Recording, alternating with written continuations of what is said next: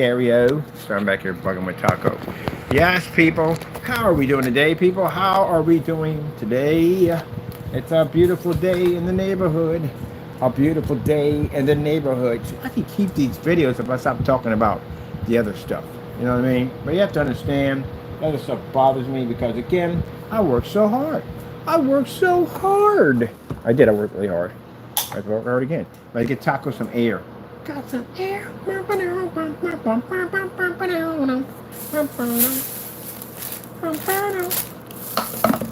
We got to spray some of the screening because we got these little areas where when I built the screen, I don't know why I didn't paint those particular areas in there, but it made it much easier. When we joined the screen together, we wouldn't have a slot of white pushing through. So we're going to take some of our screen paint and we're going to spray with the water bottle in the cracks, the nooks, and the crannies and get that done. Hoo-ha. So the screen can look nice when people come down to see it because that'll be fantastico. I'm going to finish off my bookcase over there and get that done. With the bookcase, see those boxes we have right there on the bookcases? I want to put like some kind of print on the back of like there's many books or something like that. Books on top of books. Books on top of books on top of bacon. Did I put a thing on the trash? Didn't I? Did I? No.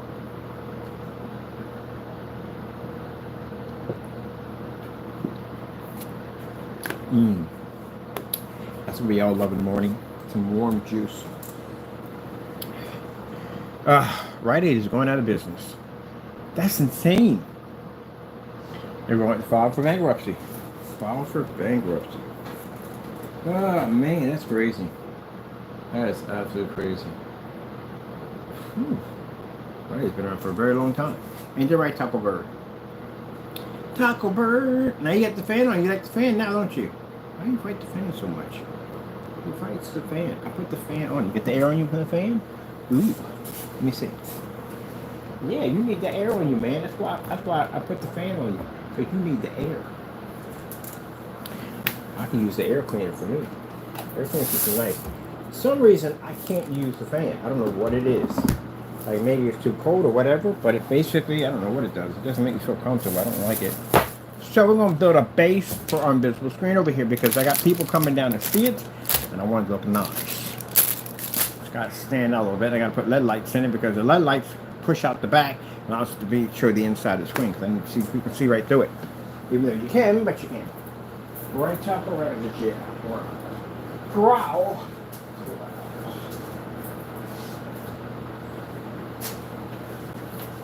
Wow.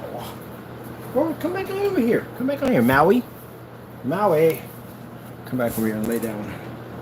Sitting there chilling next to the fan. Okay. And I gotta finish my bookcase over there. Get that painted. Get that done.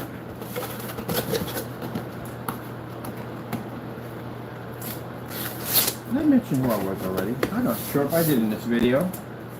I'm super happy because I saw a warehouse that I liked, not too far, but a nice one, big one.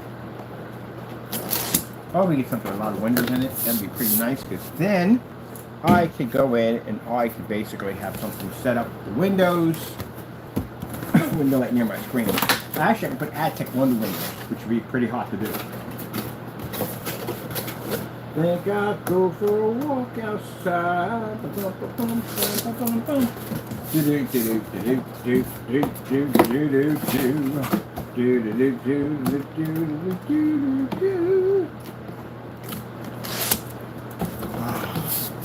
Alright, we have to make this clear because some people have mental issues at the end of the day, so we will help them along with their problems. First things first, when I do these videos, everybody sees them because my search engine's a beast. So it goes everywhere. Second, do I need to talk to you in this video? No, actually, I talk to God all day long. Did you know that? Yep. Yes, I do. And look at the stuff we accomplish at the end of the day. Absolutely amazing. So, we have people that come into the room disappear, come into the room disappear, come into this room. I think they do it, but I think they feel that it irritates me. No, it doesn't irritate me. That's what the devil's telling you, but no, we're good. Trust me. Bum, bum, bum, bum. But you have to understand, at the end of the day, you're an adult. My channel's not set up for kids. So it kind of tells a lot about it. At the end of the day, yeah, a lot. Look, they left again. They're mad. Oh my goodness, he outed me. 8 ounces. It brings back a friend. You do know that. Let me show you something pretty cool that you can do. I think they feel that it. Look, if you occupied me, you wouldn't get anything done. It was virtually impossible. I'm building 3 different forms of screen paint, including the whole eBay thing. I'm going to do the eBay thing. I got to do the eBay thing. It'd be funny not to do it. It'd be funny. We got to do it. So there's enough about the eBay thing. We're going to conquer eBay. We're going to basically develop a screen paint that's going to be designed to knock out everything on eBay. Post video demonstrations on our basically shopping cart to show that our product is far more superior. Do it at 20 ounces and get $187 per ounce. $128.70 per every 8 ounces. No, 60 ounces? No. Sorry, 20 ounces. Ooh, that'd be too much expensive. Every 20 ounces, $187. Now, keep in mind, in order to be able to get that kind of outpay, because I'm going to understand that they're ranting on their channel, oh, he's getting 187. Because their stuff is better than yours. Far better. I can beat the crap out of a gray screen. Heck, I used to make those things, so I know everything about gray screens. So anyway, with that being said, our technology is far more superior. It is what it is. We got to start flexing. That's why we're going to be doing a lot of flex demonstrations. Here we do a lot of flexing. We want to challenge companies to match and better us. All companies. Everybody. That way we get a chance to flex. People just be chattering too much. And then I'm going to take over eBay. Yep. I got somebody right now who wants to sell for my company.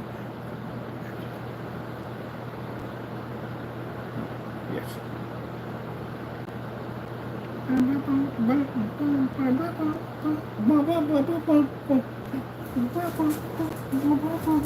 can't wait to do these invisible screens. It's going to be sick. Sick. LG want to pay out, what, 100 grand? 100 grand, 60,000, 60,000. And we can do it for far less because we have the power. Power to do so. We have power. I'm not able to get really pre-order this game. I want to pre-order this game. This Nitro Express is going to be insane. You want to tell you something? The majority of the people who come to our room are haters. Because haters always want to know what we're doing, what we're up to. And guess what we're doing? Something you can't. I literally put it at that. Don't get mad about it. It's true. I've been to your channels already. Even the ones when you try to hide your channels, we still found your channels. It's just funny. All you have on is gray projection screens, and nobody built computer builds. Ugh. So they talk a lot of trash. They come to our channel. They talk about our computers. They kind of try to talk about our screen paints. I've been on your sites already, and man, there's nothing going on over there. Taco. Oh, taco. Wow. I think choose something enough taco. What do you think? 2 or 3? I think 4. 4 taco. 4. In your box, taco. All right, we're gonna do a 4. Set up display. Easy, McCheesy. Get it done. Get it painted. Get it displayed. All that good stuff. Wow.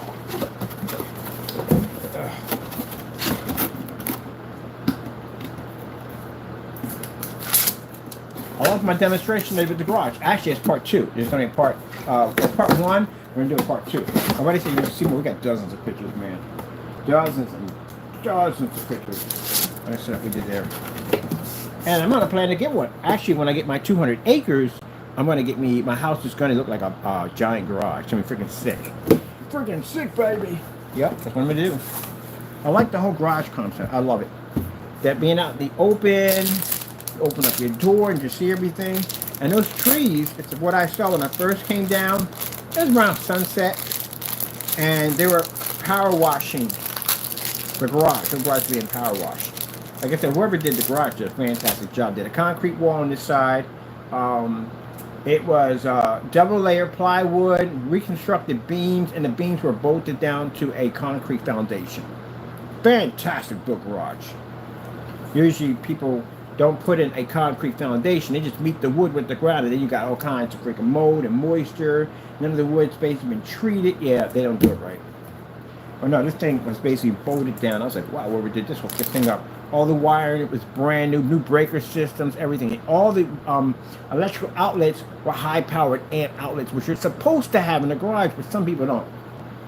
And on top of that, what made it even more sweeter, it had its own separate circuit breaker. Because usually what garages don't have their own separate circuit breaker. The circuit breaker is on the same breaker as the garage, which means it's bad if you're powering any high power equipment in there and you trip. That means then you can take out power in the house. So they had their own separate breaker. Whoever hooked that thing up, they hooked it up. Somebody who had the house who hooked it up, they did a fantastic job on it. You got to know what you're looking for when you go into the garage. But when I built mine, I want mine built the same way how they constructed that. But I want mine built like a house. So I put my military truck in there.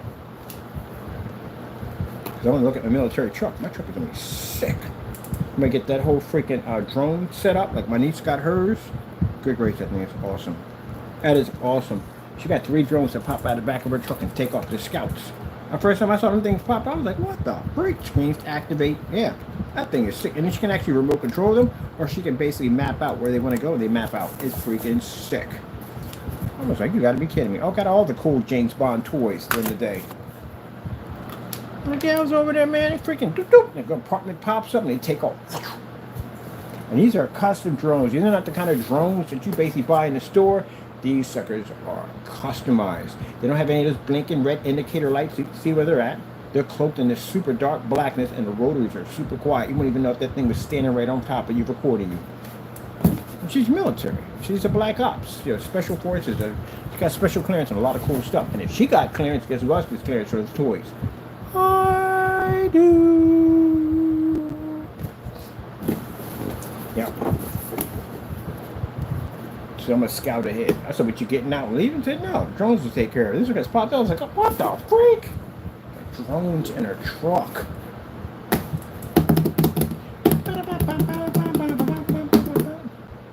Gotta wait for the hot glue to heat up. There's no point in having rear projection technology. You don't got high power lights on the opposite side. It's just pointless. It really is pointless. Gotta have the light pushing through. It's more of a bigger impact. And besides, it looks cool.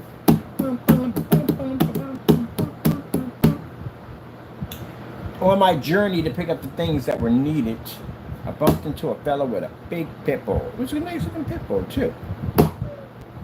Everybody was walking around it because they were freaking terrified of it. This is going to take you. I was going to take you. And it's very loose with the chain. So on top of that, with the apartment complex he's in, you can't have any vicious dogs in there. Especially those. Because some places in the day will not allow you to have certain dogs. They have a list. Airports have them too. Pit bulls, not allowed on airplanes. Did you know that? Nope. You can't. They have a certain list for dogs that they will take and ones they won't take. Irish Wolfhound, that's the tallest dog. I'm good. All right. So I tell people, no text me because Moy's busy. It's best to call me.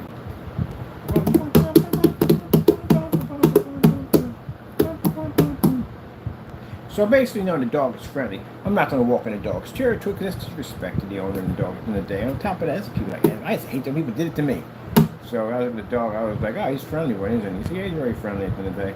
I can tell because he was stuck. All dogs will stick that chest out, especially pit bulls will stick that chest out, pin toe and everything. Oh man, if we had the English bulldog, good gracious, that's a gorgeous dog. I like the ones that got the teeth that stick out a little bit with the tongue. Oh, they got the little crazy looking mug. I like those. Somebody at one of the parks had 4 of them. Expensive dog, very expensive dog. You know why bulldogs are so expensive? They can't have babies like normal kids. Normal kids, normal dogs. Like normal, they have to go through a C-section. You have to cut them open, pull them out. You see the size of their heads? Yeah, it's an issue with that when they give birth. So they need surgery to give birth. Look it up. No joke. There's a woman that had 3 of them. I was like, gee, man, expensive, very expensive dog. British bulldog. American bulldog. Yep, some big old heads. And the boxers always look like they got derbies, like they should be smoking cigars. I don't know what it is to do.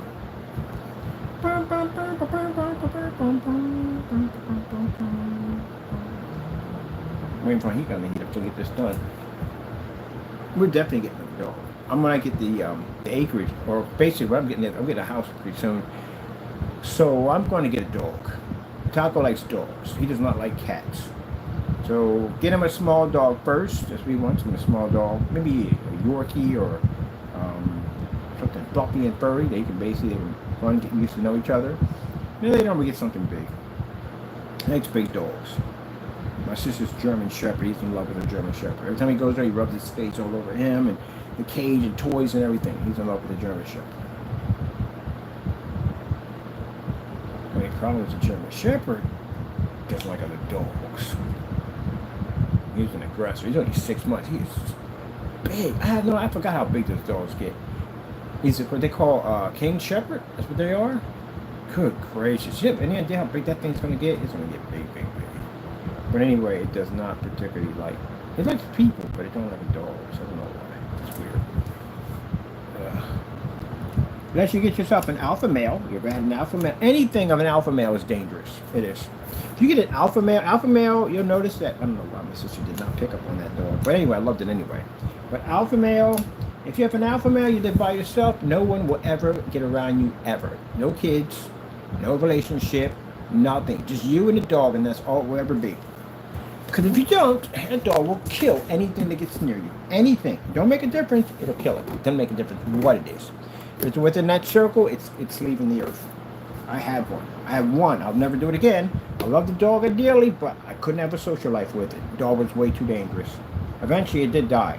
15 years. Big dog, about 180 pounds. Yeah. It did pass away. It did die. I buried it in the backyard. One hand. Actually, it's still buried in the front yard of the place I used to live at. That's where I put it. I buried him at. He was a big, big dog, man. He was something else, boy. He was something else. Good with the dogs. Good with the cats. Hated people. I mean, hated people. Man, he just didn't like people. I don't know what it was. Like, he was good around dogs. If he had to fight, he'd fight. But chances are he didn't do that because I always carried on me, so he didn't have to worry about that. But anyway, people, he hated people. I was the only person who could be around him. So if I had a heart attack, my buddy was like, "You have a heart attack? They're going to have to kill him." And it's true, they would have to kill my dog to get to him because there's no way. No way. It's too dangerous. But I loved him.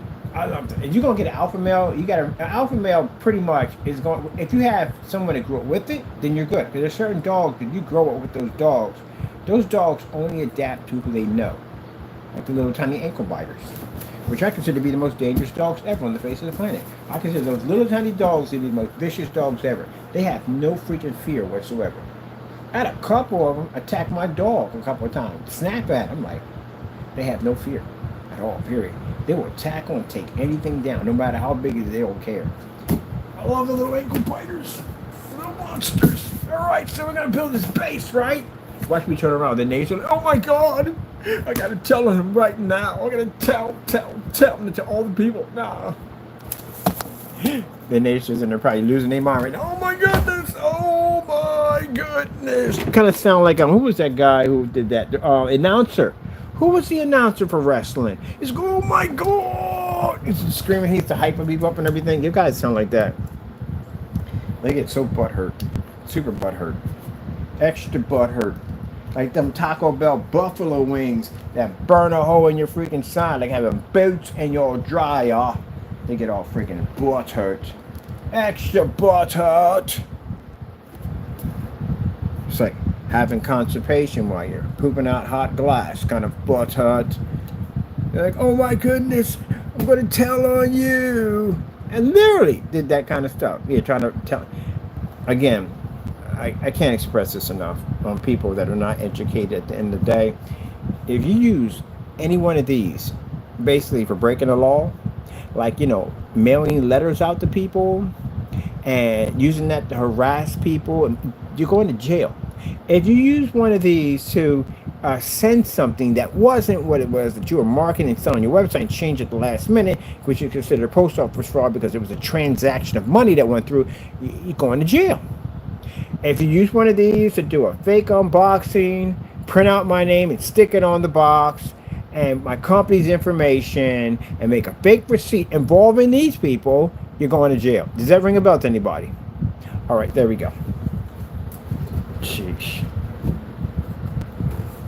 It's like they figure they get something. They run like, oh my goodness, we got him. We got him. You'll get around and have a little powwow, jump up and down, scream and cry. Oh my goodness, we got him. We're going to send him to jail for it. No. Be careful about the things that you say, because it can easily deter. You can easily get that yourself, and that's what they're going through. Yeah. All right, we're gonna do our box here. I didn't want to do it this wide, but I mean, we make a platform for it. Might as well, because we need the glass. But I don't want to see any of the cables and from the lights and anything. So we're gonna cut a hole in here. We're gonna run the rest of the lights underneath here so they don't see it. It's gonna come across. Lights come here, tab here, and go straight up to there. We're gonna make a tab system. So we can bring the lights around. Tab system, people. Can you say it with me? Tab system. All right, let's not make it about them. Let's have our fun here. So I want to keep this video. You know what I mean? A person has to have, we have to have progress. Progress. You know, I'm interested in that way. We don't have really hot summers up here because we're surrounded in trees all the time. Of course, the pollen count will jack you up. But other than that, it's fantastic. Absolutely fantastic. It really is.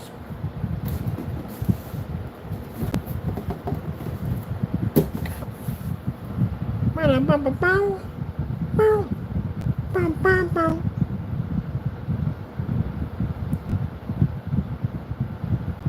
gotta remove it off the table because I gotta paint this thing in. We gotta paint the top and the sides. That's basically about it. In the bottom, because you don't see the bottom. No one's gonna see the bottom. No one's gonna see the bottom. The guy was talking about was building the screens and just putting the fabric behind the back of the screen. You want to look nice and neat. Hey, don't staple it any way you want to. Who the freak's gonna be looking at the back of the screen? Let me see the back of your screen. Oh my goodness, it's so disgraceful. I can't watch the front. I'm not gonna do that. Who cares? Staple it in any way you want to. All right, that one's done. Where's it?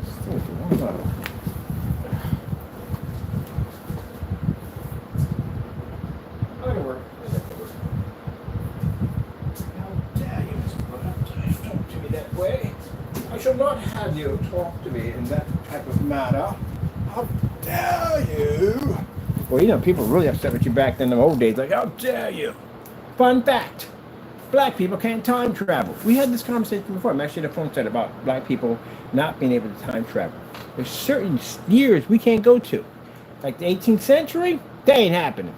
I raised something basically on, whatchamacallit, this is how we all got started in this topic, where everybody got talking about this, where they were talking about if you can go back in the 1900s, what would you do?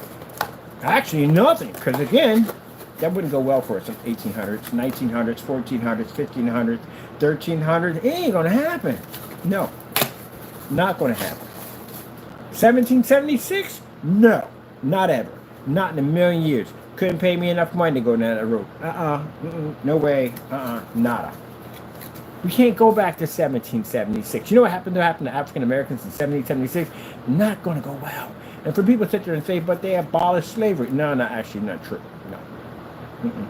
And even after they did declare that slavery ended, it technically did not end. A war for that one, and it still didn't end. But anyway, no, time machines don't work for black people. We got a whole mess of areas we can't go back to. 70s? Nah, I'm not doing 70s. I mean, even though I kind of grew up in the 70s, I was born in 1968. So in the 70s, I would have been 2 years old. Roughly at anywhere between 75, 76, 77, and 78. I'd be old enough to remember whatever went on in that section. But no, I'm not doing 70s. You ever seen Good Times before? That was around the 70s. Anyway, how about the 80s? Yes, the 80s was fantastic. I would definitely do the 80s. I would do the 80s, the 90s, and everything all the way up. I would do. But anything under the 80s? No, not going to happen. Nope, not going to happen. So, guess what? Time travel, not good for African Americans. Now, the Indians, there would have been a problem there because, again, between the century time of what? The Wild Wild West era would have been not a good time for them at the end of the day. Because you know that whole land taking thing that went on. People taking things that don't belong to them. Which I find kind of interesting about this whole deportation stuff, about deporting people who don't belong here, when technically, if you want to be honest and truthful here, which we don't like to be, we shouldn't be here. Doesn't the American Indian own all this? They don't know this, right? This is all theirs, right? So shouldn't we all be getting deported? Did we kind of ask to come here? Not really. We're kind of bought over as slaves. So, yeah. So that's the thing about it. They don't teach all this stuff in history because history is dark. It is extremely dark. It is way darker than you could ever manage. And some history, some people can't handle. I actually like dark history because it actually tells me about what really went on besides the whole coloring book theory they do in the history books. But yeah, um, conquer and command pretty much on our end. And basically, we were bought over as slaves. You know what went on those ships at the end of the day? You read the history that went on actually on a slave ship. It was absolutely barbaric and extremely horrible. You got certain not nationalities, but choice. Let's just put it this way: choice to want to compare themselves to slavery. Don't do that. You don't even know the absolute horrors that went on and with African Americans that were brought over here. Do you know that one of the things that they would do, that they would have a kid sleep in their bed, use them as a bed warmer, and then when they were ready to go to bed, they would pull the child out and put him back in a cold barn because they weren't allowed in the house because we're considered the animals. And interesting thing about it is, I got friends of mine that really like them. I got family members that are really, really light skinned. Some of them got really strange eyes. And I call them, there's a name for them. There's actually a name for them. They don't like the term for it, but they call it a house end. Now, the house ends are somebody, I'm not saying the curse word, the word, they say Negro, you can say house Negro. That's a better way of putting it. But anyway, the more lighter ones, the more fair ones were the ones that actually were sold for a lot more money, where they were seen to be more gentle on the eye. So those are the ones you would actually see in the front of the house, the ones that would be, would have the better perks. Where you would have the darker ones would be what you call a field Negro. They're different because we would just be used for hard labor. That's basically about it. We would sell for more if we're stronger, bigger, whatever, but yeah. And actually went on in history, believe it or not. Yep. Slavery's been going on for quite some time. The Egyptians were under slavery. Jews were under slavery. A lot of stuff went on in history. It was pretty jacked up. So, when you look at going back to New York City, when you had the Irish and the Italians that came over here, they were treated like crap. They didn't want to give them jobs. They didn't want to give them, this is where unions came in. They didn't want to give them jobs. They didn't want to give them fair pay. They were not, that's something they didn't want to give to them because they thought they were going to take all their jobs. History has a habit of repeating itself. It's interesting when you think about it. Sometimes we have a habit of trying to forget history when history will repeat itself and remind you all the things that went on. So yeah, a lot of the Irish, a lot of the Italian immigrants that came over here to try to get their lives together, to try to be able to come over and have opportunity, the American opportunity, were treated awfully.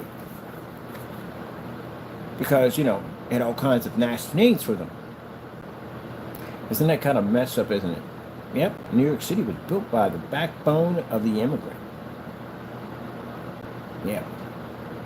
So they were treated horribly because, they give them nicknames like potato eaters and stuff like that. Horrible things to say to people at the end of the day. But they treated them awful because they thought that they were going to come and take all their jobs. Kind of messed up, isn't it? Yep.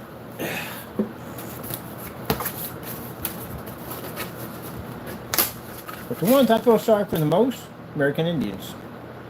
Because we didn't take it. We didn't have nothing to do with the land being taken. We were put on here. We were taken from where we're at. The messed up thing about this, I'm going to tell you something about the African American race. What's the messed up thing about the African American race? We cannot go home. Do you know that? Italians, you can go back home. You speak the language, and you don't speak the language. You're still there. You're home. You can trace down your ancestors.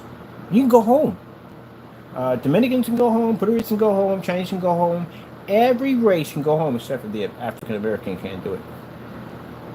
Why? We don't know what tribes we're from. That was erased. That was erased when we were brought over here. When people say go back to Africa, how the freak would that even work? How would I go back to Africa? How? Tell me how I'm gonna do this. How? If I am able to track down through DNA my people, how am I connecting to them? I don't even speak the language. I know nothing about my history. I know nothing about anything at all whatsoever. So how would I accomplish this? At least if you're Irish, you can go back. History's right there for you. Not for us, it ain't. We can't go back. Even sometimes they won't accept us because we're Americanized. Not saying all of them are like that. No, some people won't accept you because you're not. And keep in mind, it's not just that. It happens in other races too.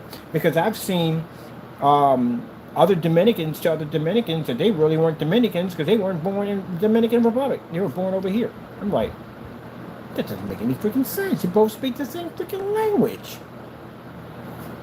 Yeah, I've heard that one before.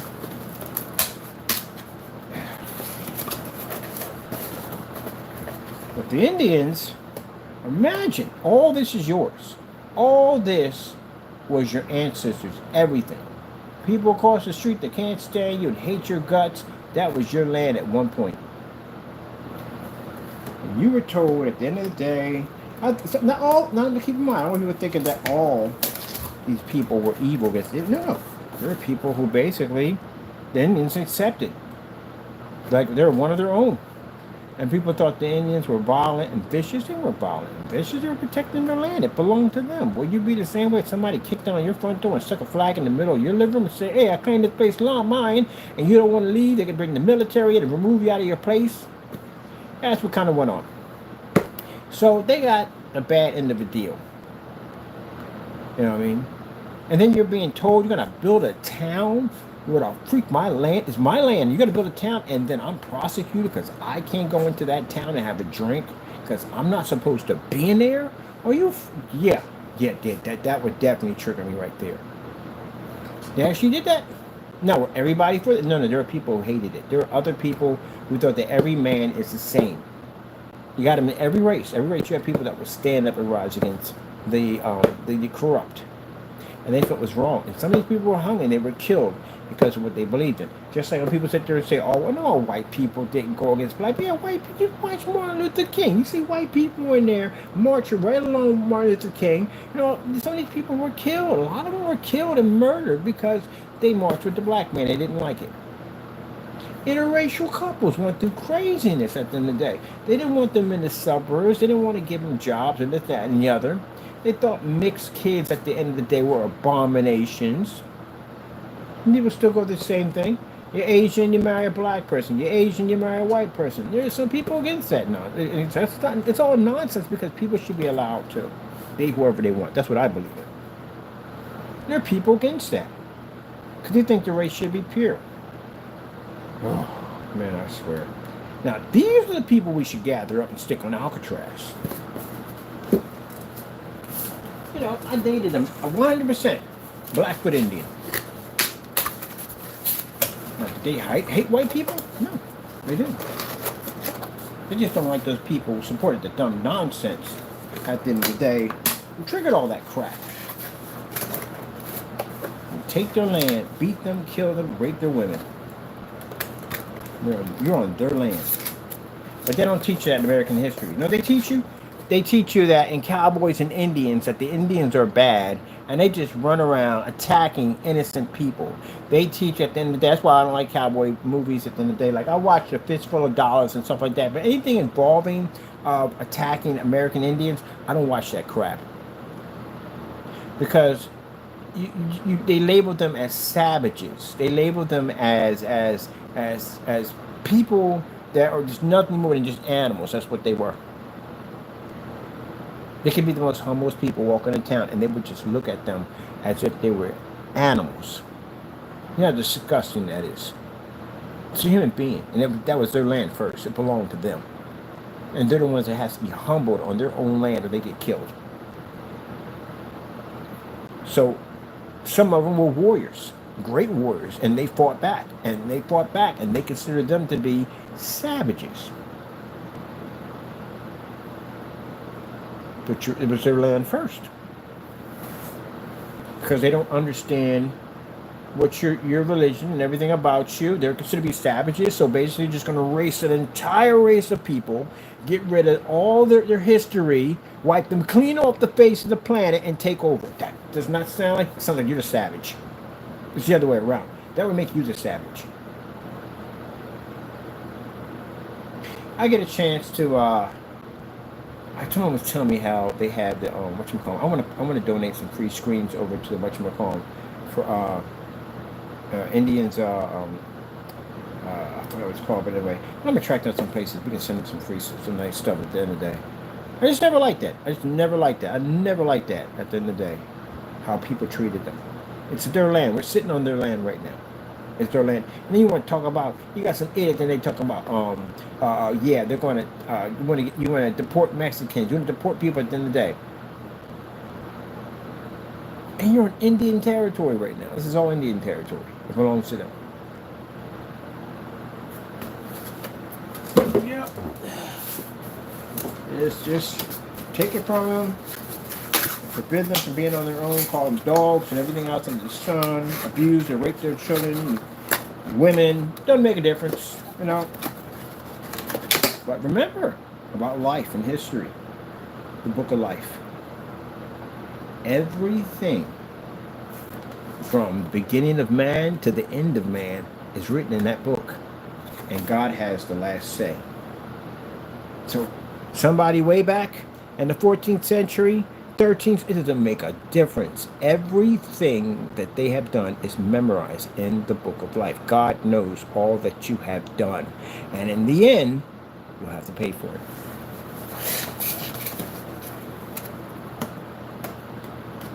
People who have committed crimes, and they think at the end of the day that when you pass off this earth, you're in some blackness. No, you go to purgatory. It speaks of it in the Bible. You go to a place of torment. It speaks about it in the rich man, poor man. The poor man goes to heaven, and the rich man went to purgatory. It speaks of a place, an awful place that of extreme heat, extreme fire, and pain, and torment, and suffering. It speaks of it. So imagine if you're in the 1200s, right? And you kill a whole bunch of people, right? And either you don't get away, nobody going to track you down. There's probably plenty of people, few people back then thought they got away. Because again, you know, we don't have the computers and technology today and surveillance and something to track people down and arrest them for something they do. So I'm pretty sure back then, you know, you had people that were gunfire, that murder and kill somebody right there in a bar and walk off like it's nothing. Now, the thing about it is, about that particular area, you would have to kill a lot of people to end up on a wanted poster. Not today, you kill one person, they're going to come after you. But back then, if you shot somebody in a bar, I mean, pretty much, you know, it's the same thing like, hey, look, you know, he drew first, and I just did self-defense, I was defending myself. Well, you could have been the one that drew first. So, you would have to murder a lot of people in order for you to end up on a wanted phone for a bounty to pop up on your head and for somebody to come get you would be a bounty hunter. A gun for hire will come be looking for you. Now, she was so dangerous that you were literally killing the guns for hire, and we all know they were, you know, Billy the Kid was no joke at the end of the day. He killed a lot of people. But even Billy the Kid himself, if he was not saved and he died, Billy the Kid is in purgatory right now. And he's been in purgatory for how long? Quite a long time. So he's been suffering for that long. He'll go through all that pain and all that suffering just to end up on Judgment Day. He'll be brought right before God, and he'll be judged on his sins, and then he'll be thrown into absolute torture with Satan himself, and he will stay there for eternity, forever. That's what's waiting for them. So no one got away from it. Adolf Hitler, guess what? He'll be there too. Yep. All of them will be there.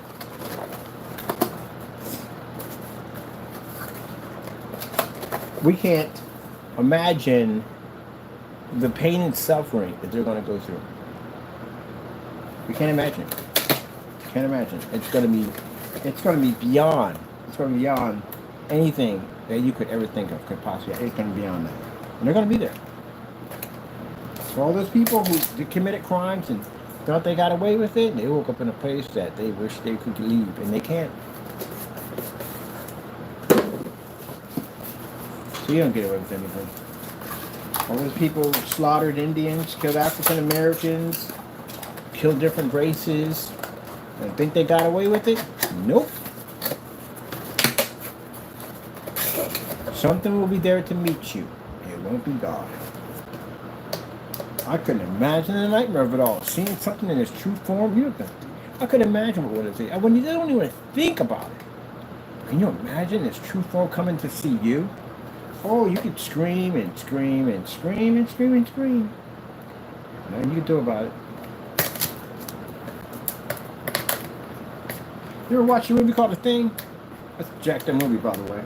Not the new one, the old one, back in the day. Man, I'm talking about the Creep Fest, and that was freaking horrifying. Most creepiest part about that movie, I think, when I saw it, was the guy was laying on the table, and they get affected by. That's why the thing was able to survive, because it survives in cold, it survives in heat. It doesn't do well in heat. And heat hurts it. That's why they were using flamethrowers in the movie. But one of them had that alien in them. They couldn't figure out who it was. So they had everybody tied down, and they were taking their blood, and they would heat up the tip of this piece of metal and stick it in there to see how the blood would react. So you always thought it was the guy in the end. It was the guy before the end. And the guy before the end, when they tapped his blood, that blood shot straight up in there and looked around like it was alive. And then the guy is in the chair next to it. He notices the guy starts deforming, like he's changing into something. Yeah, the guy said, "Get me out of the chair! Get me out of the chair!" That's a crazy part right there. But the even crazier part is when they kill this guy. They kill the alien with the host. But the host is still alive. It's still in the body. They don't know that. And they had this guy sitting on top of the table, and the guy's doing the autopsies on it. And all of a sudden, the whole chest turns into a giant mouth with jagged teeth and takes the guy's hands clean off. So then the guy's screaming, he's got no hands, and he's about to die, he's bleeding out, and they come with the flamethrower and they burn the table with the body on it. But here's the jacked up part is the head twists off, hits the ground, and sprouts legs and runs across the floor. Now, imagine if you saw something like that happen in your living room, right in front of you. What would you do? And there's no way out of the living room. You're trapped in there with it. What would you do? You scream your brains out, wouldn't you?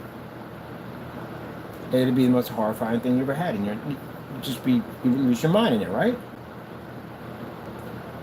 That's what you're facing when you live to the next world. There are abominations over there waiting for you. And there's nowhere to go. You could run and run and run and run and run as far as you, and there's nowhere to go. You know, there's a woman, I'm not going to mention their names. They're a very interesting family, so to speak. There's a woman, I'm building a screen as we talk, I'm putting together. There's a woman that prosecuted me. For some reason, she said I threw a piece of paper over a gate and her dog passed away and I was to blame for it. And her family attacked me over it. Now, one of them that came up and struck me, I wasn't trained in fighting whatsoever, anything whatsoever. I just come to the porch and the guy basically hit me against the gate and I struck my back. I sued him for 50 grand. Yeah, he got hit pretty hard. Took his car from him. But here's the thing about it. That these people tormented me every time I left out. They said nasty things on my back. They tried to make death threats to my life over something that I never even did. I took my out to ferment to the dog, and I would say they had a new dog, and I would say, you leave the dog in the backyard, anything can happen to it. People will throw poison over top of a gate to kill your dog. That's why I've had cameras in the back of my dog, and I have puppy pit bulls out there, and people out of jealousy would do dirty stuff like that. So they accused me for this, for at least this went on for a good maybe 4 or 5 years of accusing me of being this, and I never did anything wrong with these people at all, period. God saw all that. The outcome of these people did not go well. One of them died from COVID. He was probably roughly older than me. At the time, he was probably roughly in his 40s. He passed away of COVID. One drunk themselves to death. A liver disease, they died. One had a heart attack. He had passed away. Majority of the family is dead. The only one, and the other one, which had drug problems, he ended up in a rehab somewhere, but that's the last we heard of that one. And the last one was the one who triggered all that nonsense. And she was going through Alzheimer's. Now, her family's kind of interesting. Like, they're kind of people that if you talk about them, they'll hurt you. But against their own kind, they wouldn't defend their own kind if they were set on fire. They just weren't like that. They would watch each other perish, and they would take everything they had. Cutthroats, I've never seen them like that in my entire life. But anyway, this particular woman was responsible for doing a lot of damage on that block. She slept with other men. She caused breakup in families. She was something else. She was something else. Nasty piece of work. So, mind you, knowing what this woman did to me, and mind you that watching the family members just pass away left and right, I had there were no more left to torment me. They had all passed away. Some ended up in jail, and some had other incidents that happened. But anyway, I came home from a family get together, and it was frigid cold outside, super cold outside. And this woman's outside with Alzheimer's, walking around with just a nightgown on. And the two crackheads, which I told you about, like I told you before, tried to coach her in the house so they could rob her. I could have basically walked past that, walked in the house, and let whatever happens, happens. But I didn't. I actually stepped in the way of the crackheads against this family and said, you guys got to go. And they left. I called 911, and I had police officers came over to the life me. I don't know why they did this, but that apartment was cold. Her house was cold. Her lost her heat, all that. Because mind, she was losing her mind. Did her family members come over to protect her? No. No. Why? She had a very big house. And maybe they're waiting for her to pass off so they can take it. Which, after I saw what happened when she passed away, it pretty much was it. But anyway, she didn't make it the next day. She died in her sleep. So the house being cold, hypothermia, she passed away. She was in the house for at least about 2 weeks. I started smelling something weird, and I called the police, and that's where they found her body. Her family did not come down to see her for 2 weeks, knowing this condition that she was in. The minute she passed off this earth and she was buried, you know, they went in and took all her possessions and threw them out in the street. The crackheads went through everything. All her stuff, everything. Just threw it out in the trash. Gut it, cleaned the house, and rented out the house and make money off of it. That was the one that died of AIDS, by the way. So, I'm sitting there and watching TV, and I feel this sorrow, this pain, like unbelievable sorrow and pain. It was her. It was her trying to get forgiveness from me. I don't know what that would have done to help, but you could feel where she was at was nothing but blackness, cold blackness. She didn't even have a body. From what I saw in the vision, she was just like someone would to draw something, a body out of chalk. Like it's not there. But only the head was there. The rest of the body wasn't there. And she was begging me for this forgiveness. Of course I forgave her. No, I hate people at the end of the day. Can't get forgiveness from God if you don't forgive others. And it was so bad that I asked the Lord. And this is a woman who tormented my life, but I asked the Lord if he could take 1 year from me. I would give it 1 year of my life so she can come back and hopefully she can get her life back. But what was done, the Lord said no. Because when your time comes, your time comes. If you've been blessed to come back from a situation like that, some people come back, that means that there's something God has for you to do. You've been given a wonderful blessing, because some people, they don't come back. That's it. And it was just so, I can feel her pain, I can feel her fear, I can feel everything. It was terrifying. And when it got to the point where I couldn't take it anymore, I prayed. I got ready and prayed and asked the Lord to take her away. Please, I can't take anymore. I can't take anymore. And she left. That was it. That's the last time I ever had that encounter ever. So I got a chance to experience when people pass off this earth, what's waiting for them. It's not something you want. You don't want it. You don't. Trust me. You imagine a woman who tormented your life, and you're willing to give up your own life, a year of your own life, so they can come back to get them out of that world that they're in.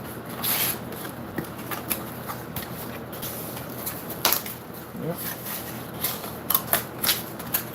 And the thing about it is, she's just in a holding place for right now. The judgment day comes in, she'll go to the other half of it all. Oh, the devil himself, he ain't getting unscathed. That was made for the devil. The devil's going to be in pain and torment too.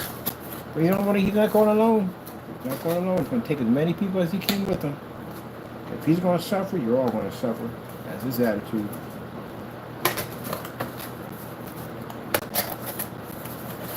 Kind of feels like when I got saved, like I'm climbing up this ladder, and the devil's right behind me, and he's grabbing at my feet, grabbing at my feet, grabbing at my feet. And a couple of times, When I fell, and I basically was serving him, he didn't grab me down. He was right on my back, right against me. Me and him holding the ladder together, him laughing in my ear. When I became a Christian, I got strong and I got the ability to climb that ladder to get away from the devil. And the devil was just grabbing me, trying to get me there, trying to get me there, trying to get me back, trying to get me back. To the point where my faith had built up so strong with the Lord that now I'm at the top of the ladder. He's way down there. And you know what I plan to do? I plan to kick the ladder away. And watch the devil and that ladder go into that lake of fire. Bye-bye. Every once in a while, he figures out to try to build a new one. Try to climb up there, but I'm waiting for him with the ladder. When he gets there, I can be here before he even starts. Kick it over. And give you no opportunities. Sometimes you make it to the first step, but you ain't getting to that third one. Kick it over. I remember I used to be right on his back. Not anymore, you ain't. Kick that ladder over again. Sometimes you don't even make it to the ladder. Because I just put it in the Lord's hands, Father, the Son, and the Holy Spirit, and boom. And you even get a chance to get to the ladder.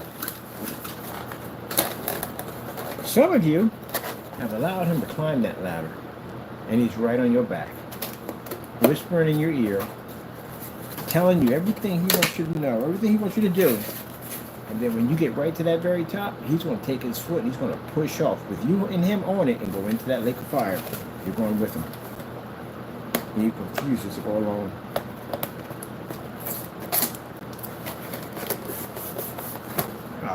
You're supposed to glue.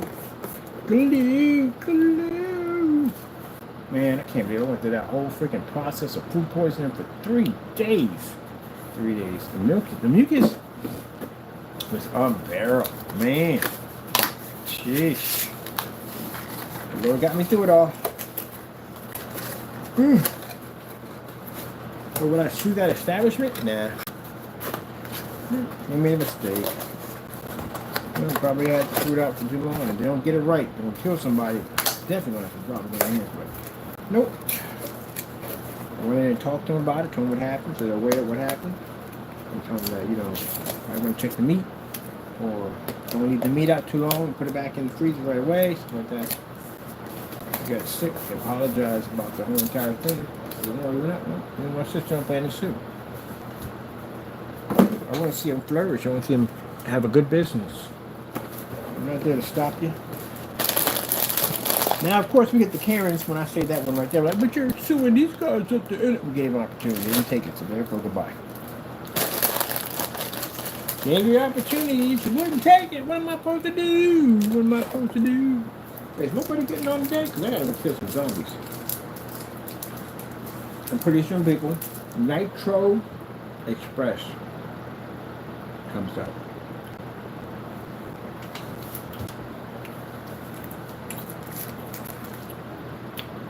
That's me, just like Neo Geo. Hey, look at that Goose King. Alright, so we got that side built.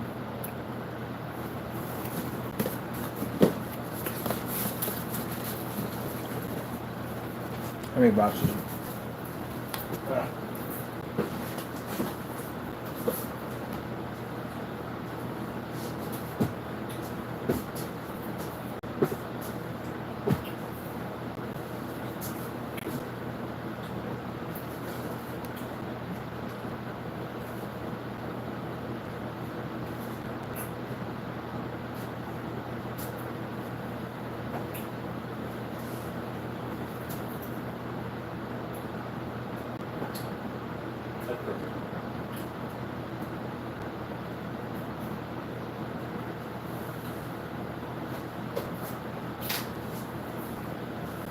Find that yellow ribbon around that old tree.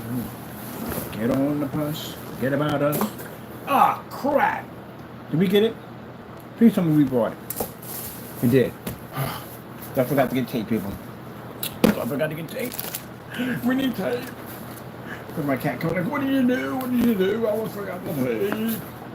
My cat's like, wow. Wow, wow.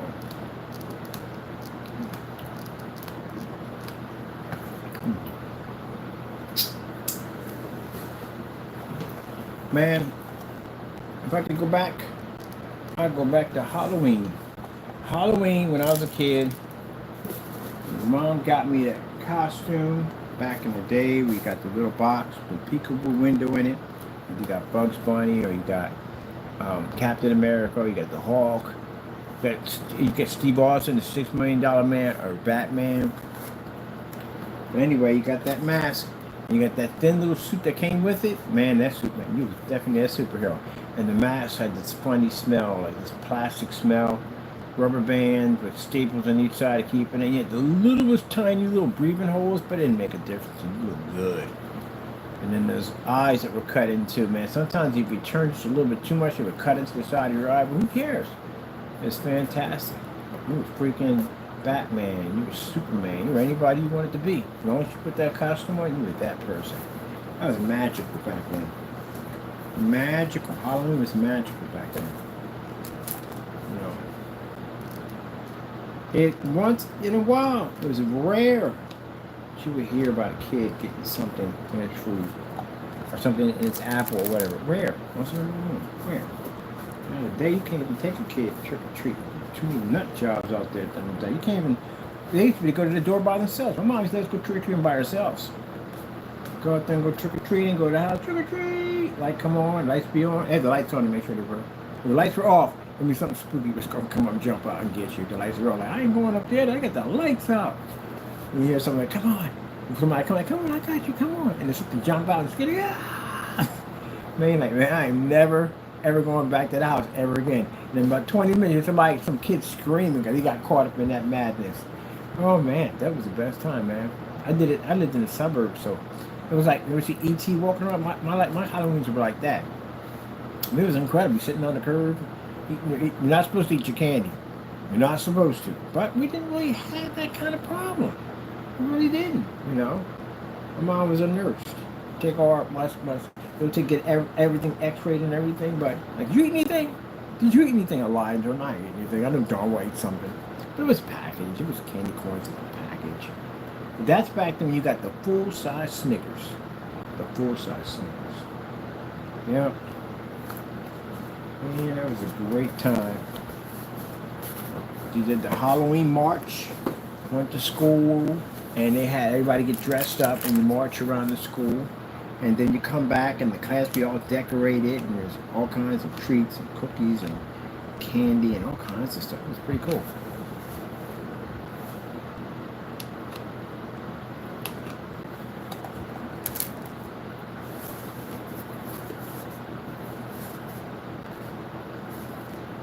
Yep. And then that night, getting late, waiting for it to get dark, put on your costume, meet up with your friends, and go from house to house. We had all the houses mapped out. Now, on the far end, they did more tricks than treats. So if you did a trick, you got money. They write a check for you with money, like $10, $5, whatever. This guy called Wesley used to do backflips in the neighborhood. Wesley, do a backflip. And he said, everybody would say, what's this backflip? It's just backflips. You do a backflip, I need $10. You do a backflip, I got $10. I'm like, you do backflips. He's one of those kids, they bring out the mattress, you find an old mattress, and you be doing flips off of it. Man, I'm telling you, I forgot about all that stuff, man. You find an old mattress, now the day can't do that. You'll be jacked up, bed bugs, whatever crap will be in there waiting for you. But I remember, man, finding an old mattress, man. We all be jumping and doing flips off it and everything. Here come Wesley with the backflip. Yeah, well, that's life is life. But I would go back to there. Or I'll go back to the 80s. I love the 80s. 80s were fantastic. Even though I got locked up in the 80s, but still, 80s were fantastic, man. I love the 80s so much. Wish you could go back. Everything was better in the 80s. Food was better. Movies were better. Music was better. Clothes were better. Everything was better.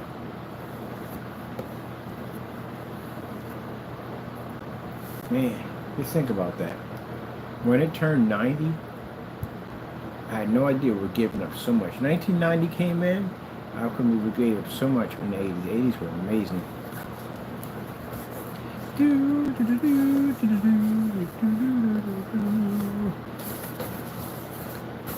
Alright. We got the first piece done. Kaboom, kaboom, kaboom.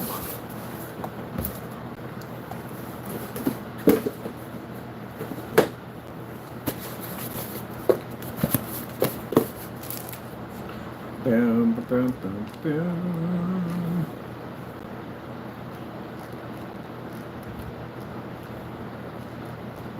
I'm gonna buy myself some kind of crazy gift. I'm getting myself a car. I'm getting myself a piece of land, and well, I'm getting land anyway, but I'm getting myself closer to everybody else. I'm getting myself what do you call those cars? It's tracks for cars, little race cars. Can't think of the name. A race car track. Whatever it's called, a race car track, whatever. A go-kart track. One of them. I think the new ones actually are chargeable. The charger. You dock them in, they charge. You take off. Yeah, I would definitely get one of those quicker, man. Bring all my friends over and everything. We all do little racing loops and stuff. Yeah, little drift areas and stuff. And then we get a kick out of that. Make the track wide enough from the drift. They would get a kick out of it. Kid's got a freaking go-kart track. I remember the kid down the street had a go-kart. It was gas too. I got a lawnmower engine in it. You can pull this cord, take off.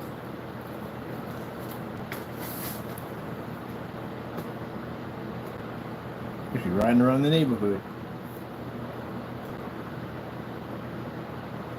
Jerry can in the back of his freaking unit. Yep. Yeah. Freaking. I remember when the mopeds hit up the street. I was a teenager. I was a kid. They were teenagers. You had a moped that you had to pedal. The pedal with a little generator on it, and it would make it go by itself. But he had one. He had to do paper routes.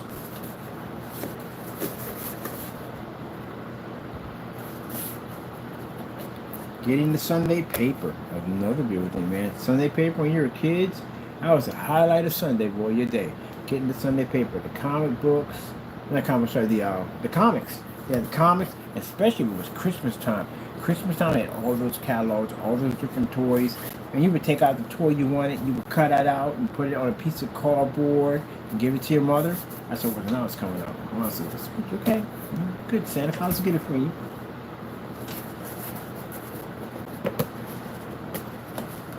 We were in the Tyco. We had all kinds of Tyco. I had Tyco Snake Track.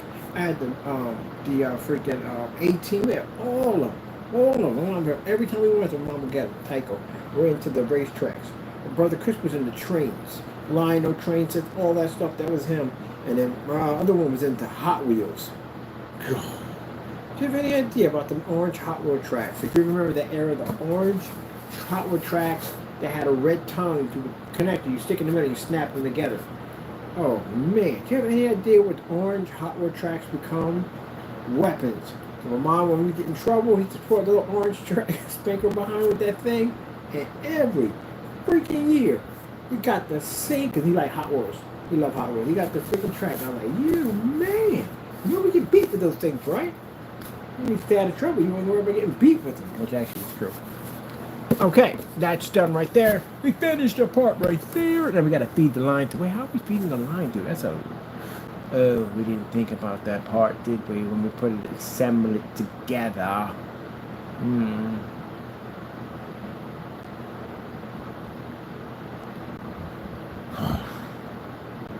think about that part. How you going to transfer from one to the next? How would that work, bro? How would it work? Wait, you know what I mean? Outside of this, we don't need that transfer. We do have one on this side, one on this side, right? Right, Taco? Taco said, what? Oh, Taco. Absolutely. The time, Taco? All right, we do the inside and outside. All right. Gotta get the paint. Bump up. I got my bottle so I can squeeze in my paint in my little areas I can't get those cracks and stuff. So let's begin the process of getting this thing painted down. It's my way. We got to take the top off of here because we don't want our screen to get damaged. This is an actual screen we have here. Top was Astronaut Jones. Hey!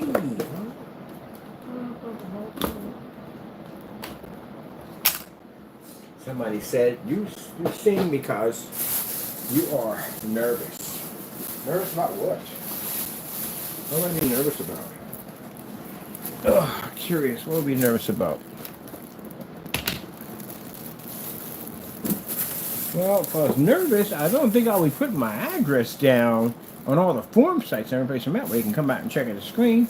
I don't think I'd be actually doing all that if I was nervous. Nervous would be going to court and finding out you're going to make sure your product doesn't match house cleaner. You can end up getting sued, or even worse, go to jail for committing fraud. And you have to pay restitution to all the people you sent money to, or sent money to you, on a product that you didn't darn well that an everyday house paint can do the exact same thing and you claim to do something special. That would be nervous. Or basically making statements that your product has some kind of special gain capability to produce two gains at the same time on a surface that has nothing special added to it to change the other, alter it, to produce the other gain. That would be nervous. Ooh. So if you got a showroom and I walked in there with a can of Network Grade 773, how well is that day going to go for you?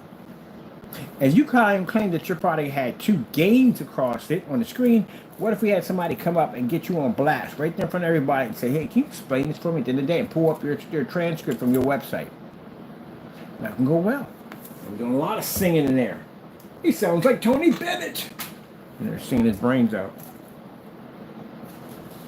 Making it up as they go along. Yellowish tone. Stop doing that. Yellowish tone. I'll show you yellowish tone. You know, we offered to buy his paint, and he still won't open up his website. Who cares? We can make it anyway. We got the Cinemax. We make Cinemax. Cinemax is actually very easy to make. It is. It's Network Grade 773. It's the same thing. It's the same thing. Wherever they put in that stuff, it's the same thing. Because it matched. If I want to make the Cinemax, just get Network Grade 773. But if I was going to do it, I'd do a half and half. Because I never can understand why people put 3 tablespoons of silver. You're never going to see that. It's going to be diluted in the rest of the paint you're going to add, and you'll never see that. What you want to do is, and they're going to get mad about this, but who cares? I used to make this stuff back in the day. I can make this stuff 8 ways from Sunday. So you guys were putting a little bit of stuff in there because you want to keep your overhead. Because you don't make much at $60. $60 with containers and all that. I got a brick of containers around here. It cost me like $26. That'd eat away half your money right there. So that being said, you got to try to keep as much money as you possibly can back, right? Mind you, still got to get shipping, and shipping went up, so now it's like $18 to do a mailer now. All right, so you got to buy black paint. That's going to be needed for the toner, right? So that's going to cost some money. That's like $17, maybe probably $19 a quart.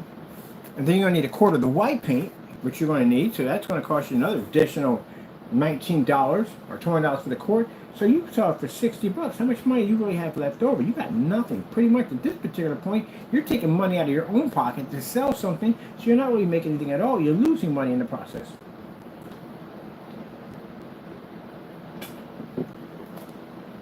So to make it by the quart gets expensive. So your best bet is to make it by the gallon. Because if you invest in what you're going to make by the quart into a gallon, at least you got 3 quarts left over to sell. So you'll make about $60 for each one. So you'll make about $180. That's what you'll get out of it. $180. But you're still going to have to ship that out. So you have to take out $60, which you're going to take out of that at $18, because it's going to cost you for the mailer, and pretty much figure out exactly what you're going to have left over, and then you multiply that. And you might not even sell that, those are 2. You might just sell one of them. That's basically about it. So you have to calculate that too. So altogether, you can make it like $48, something like that in the range. You can make 48. You can make somewhere maybe 52. You're not gonna make 52. They got too much to take away from that. Roughly 30, probably $32. $32 for all that work and all those videos. Now for me, I made $1,000 a couple days ago. $1,000. I won't tell you how much money it cost me to make everything, but I keep 90% back to myself. And the only way you can keep 90% back to yourself, you're going to have a heck of a lot of tests proving this stuff works on every level you could possibly think of. Most importantly, you have to be the cater to the people who have deep pockets, and people with deep pockets, they're going to spend a lot of money for your stuff. They're going to spend money for 3 and 4 quarts, 5 quarts, 10 quarts. They're the ones going to spend that serious money. How do you convince somebody with deep pockets that can go out and spend $5,000 for a screen that yours is better? It means you're going to have to beat the $5,000 screen. And you're going to do that in fully lit environments where your screen's not supposed to be to survive in. And that's how you're going to be able to make that money. If you can't do that, then guess what? You're in the area of what they call budget, which means now you're going to have to sell multiple quantums of that particular product in order to make something. You have to sell a certain amount every day. There's a difference between a person who sells a product for $60 and they have to sell 50 of those to make a profit, or a person who sells one and he's made his profit for the day. And the reason why you can get that money for his product because you have to back it up 100%. Giving me canceled receipts will not help you, it will hurt you. That's the last thing you want to do is give me a canceled receipt because that hurts you. That hurts you at the end of the day. It hurt me.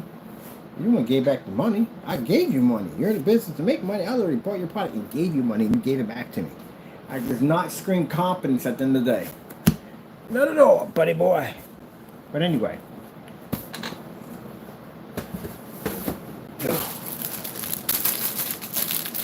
You're going to have to back it up. That's the only way to get your weight in gold. That's the only way you're going to be to do it. You got to back it up 100%.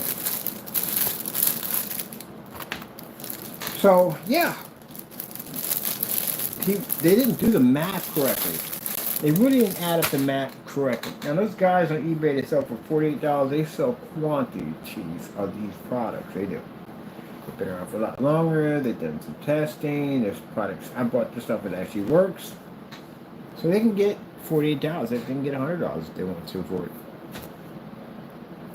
But, again, they're not going to be able to take out any of the high-end certified screens. So you're not going to get like $500, $600, $700, $800, $900 a quart. You're not going to get that. And the reason why, because if I'm a consumer and I can afford $5,000 for a screen, somebody did it for $5,000, guess what I'm buying? The one for $500. There you go. Yep. So bottom line is, if they slid it off a shelf, they would keep more money to themselves. You know why? They don't have to add any black paint. White paint's been already added in there, and it costs maybe roughly about $20. That's cheaper than $20 for quart for white and $20 for quart for black. So $20, you get yourself a nice gallon. Now if they want to jazz it up a little bit, putting in a couple of teaspoons of silver won't do it. You got to do something called the half and half. Half silver, half whatever paint you're using. 16 ounces for one, 16 ounces, that makes 32 ounces right there. Now if you want to add something in there, like a little sprinkle dust in there, you got the mica silver, throw some in there. Put a couple of teaspoons of that in there. You're good. That's it. You got screen paint. That's why that's not good. You want to darken it? That's what the black is for. The black adjusts it. So anything from 1 to 4 is a perfect area in there for either dark, light, or light. That's it. Okay, we're going to do this side, right? We're going to do this side. All right. Let's get this done.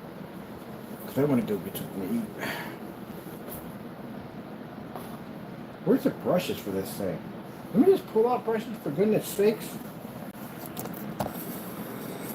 Losing stuff while I'm losing stuff. That's me in the corner. That's me in the spot. Light. Losing my religion.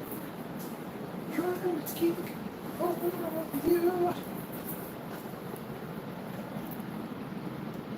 Yeah, we talked about a whole lot of topics today.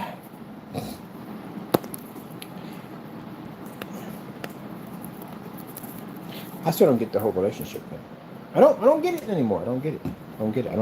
I don't process it. I do not get it.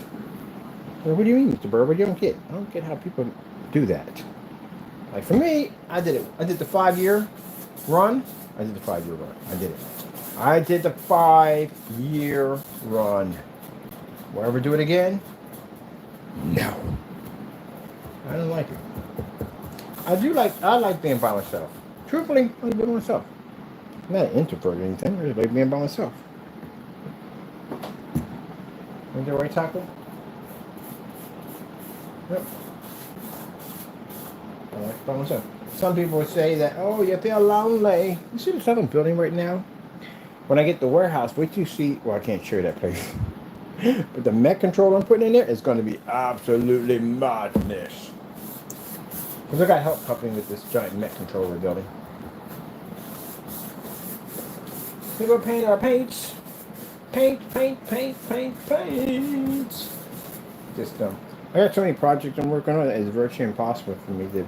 Well, I don't have time. Like I said, people want to contact me because they want to hang out and do that. I really don't have time to be hanging out with anybody. I'm sorry, but I don't. I got my family members. I go see them because they're family. It's my family at the end of the day. Of course, I'm always going to be out with them because that's family.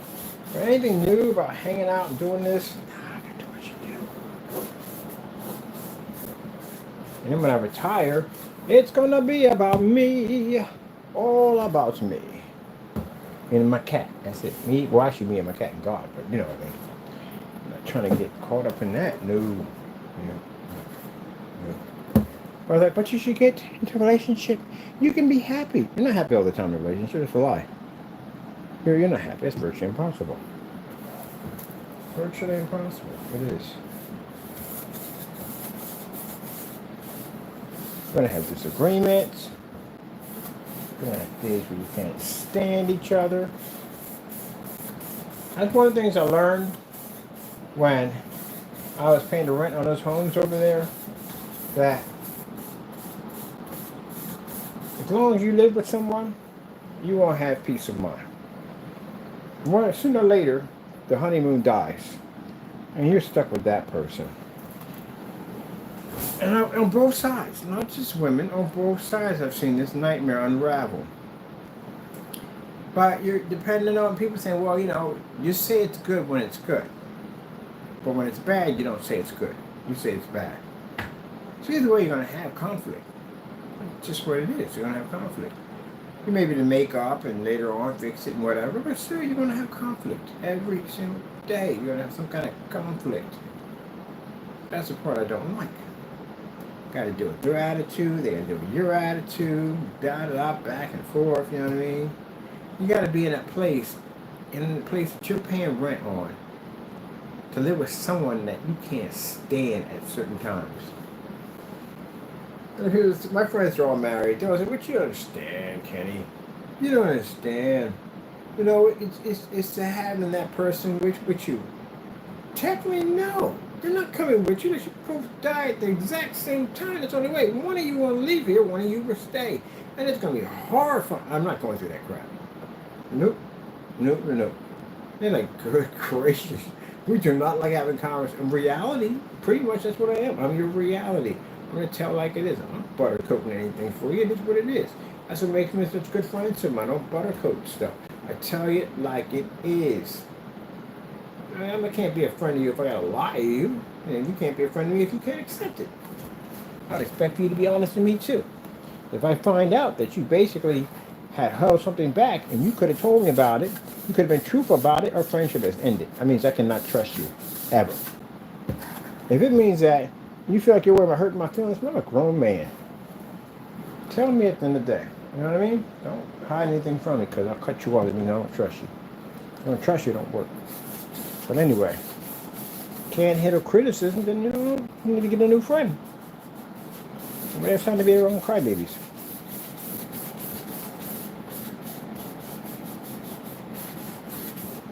Well, there's somebody to be truthful and tell me what it is, and somebody lie in my face.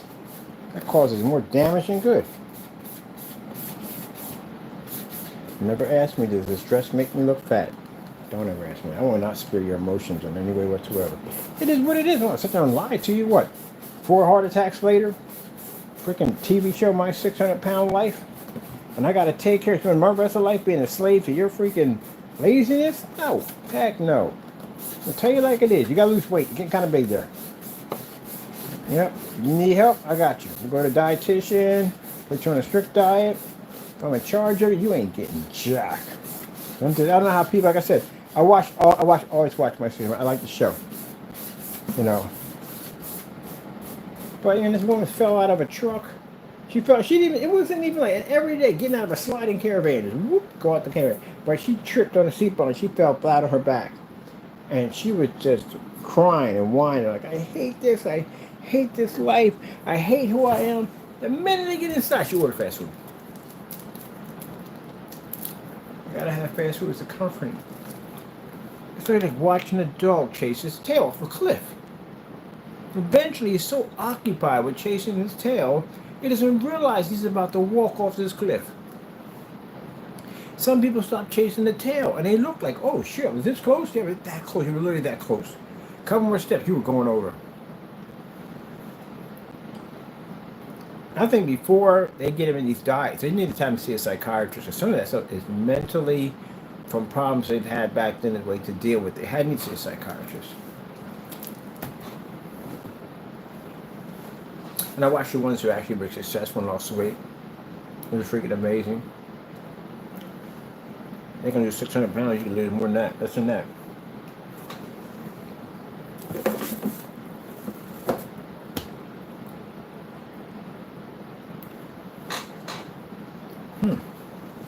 Where'd that go?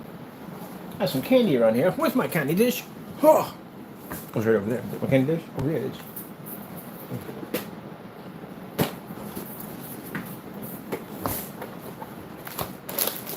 I said something about eating candy or whatever. How many calories I burn off a day in a walk? I got to be on one in a few minutes. How many calories I burn off in a walk? I got to get this done first. I burn off a lot of freaking calories. A lot. Sugar goes through me quick. I'm hyperactive. I could burn this off walking down to the other end of the hallway. Hyperactive! In Doug.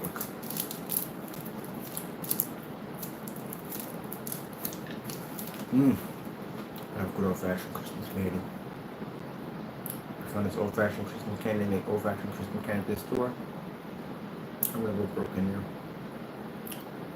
I want to add a giant jumbo candy cane. Big one in there too. They're showing pictures of. They make them. They make their own candy cane. I love candy canes. Peppermints. I love peppermints. And they make these giant candy canes. The biggest one they make is 5 feet. Come get me one. 5 feet candy cane. Come get me one. About the width of a freaking 3-liter bottle of soda. It's huge. Everybody got a nice van. I'm gonna take it. I'm gonna set up at my sister's place. You bought that freaking 5-foot candy cane? Yes, I did. Look it up so everybody get a piece of it. I'm taking on the hook part to myself.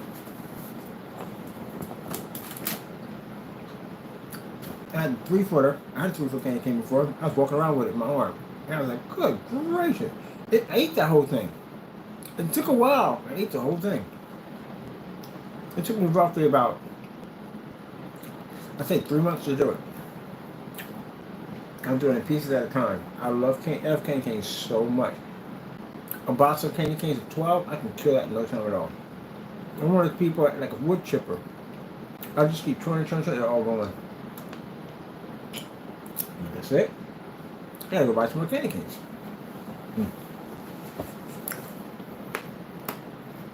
Yeah. I remember my mom put 3 candy canes. My mom's a sugar fiend. She likes sugar. We put 3 candy canes in our stockings. Most kids, when they go run down to get their gifts, they run for the gifts, not me. I run for the stocking candy. I run in the kitchen. Here's your table. We had bowls and bowls with all different assortments of candy. My mom loves candy. All assortments of different kinds of candy. And she like imported candy, the good stuff. All the peppermint tastes the same. You get the good stuff. And walnuts, fruits, cakes, cookies. My sister would bake cookies, not buy cookies. Bake them. Bake cakes, pies. Store-bought. I wasn't even thinking about the toys, man. The stocking was chock full of all kinds of treats. Well, it's got an orange in there. We had to have one piece of candy out of stocking. We had to have breakfast first. Oh. There was an incident where my mom didn't think she was going to get paid. There was a delay on the checks and payroll. And she didn't think she was going to have Easter for us. Remember back in my era, when you bought an Easter basket, you didn't get a bunch of cheap toys in there and some dinky little pieces of candy that had nothing to do with Easter. When I was coming up, you got an actual Easter basket. A huge freaking solid, not hollow, solid chocolate bunny. Those are my age group. They know what I'm talking about. Solid. The eggs were huge. The eggs were like mini footballs. They were huge. You had peanut butter and jelly. You had coconut, which is my favorite, or solid or peanut butter. I love coconut. Coconut was my favorite. But I had a choice. Either you're gonna have an egg, because the eggs are big. You're gonna have an Easter bunny. I chose an Easter bunny. You know why? They're bigger, more chocolate. I like the white chocolate better than I like the dark chocolate. And you have that grass. I think that grass should have tons and tons of jelly beans waiting for you. You didn't have black jelly beans. I had black jelly beans, but you already got a couple of those. And I would trade my different colors for the black ones because I like the black jelly beans. I only had a whole basket of black jelly beans. You had speckled eggs, all of them. All this candy staring in her face. So here, my mom thought that she wasn't going to get paid. And she contacted her grandmother. I never forget. The knock at the door. All I could see was baskets. They bought all of us up baskets. These baskets were huge. Big baskets of all these treats and stuff. And we were so happy. So that's when my grandmother stayed for a while and ate so and so and so. And then right around it, when mom got up, her check cleared in her account.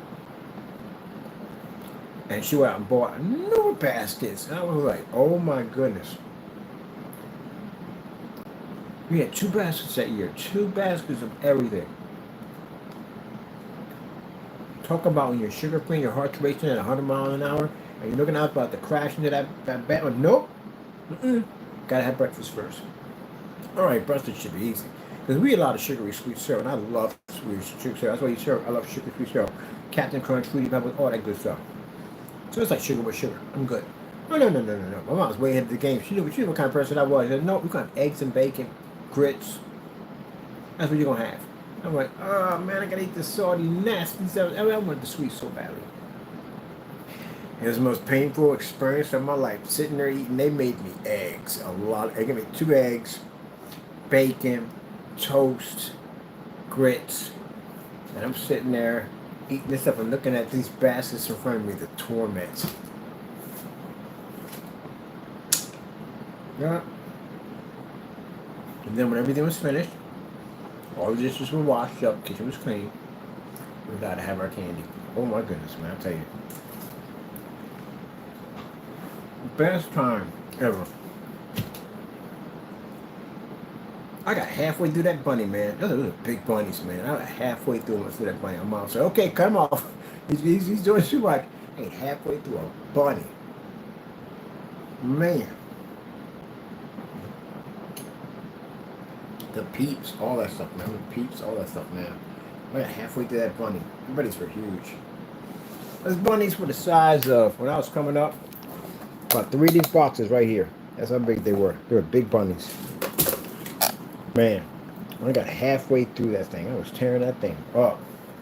And mom was up. All right. Now, pace yourself. I'm going to sugar comb in a hot second in there.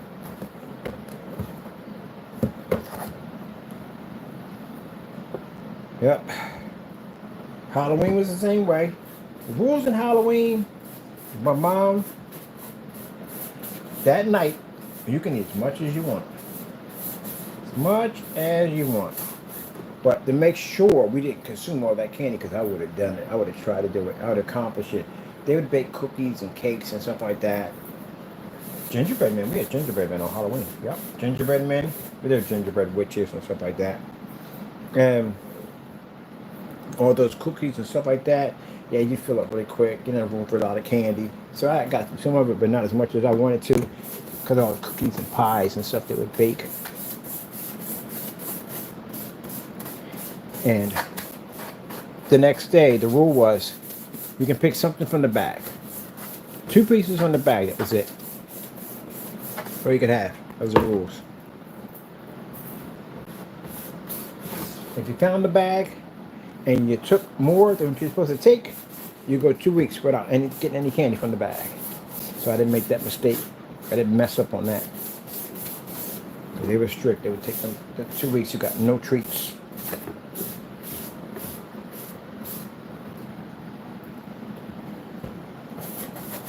Table's easy to clean. It's a place off pretty easy. So I ain't worry about the table.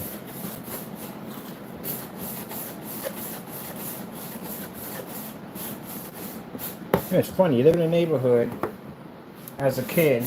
My neighborhood was like, you know, like it was like we lived in the suburbs in Delaware. That's how we lived, just like that. You know, I didn't live in the hood until I came up here. I came up to Philly. I was tossed into the hood. I never lived like that. I was a suburban kid. So it's an interesting process.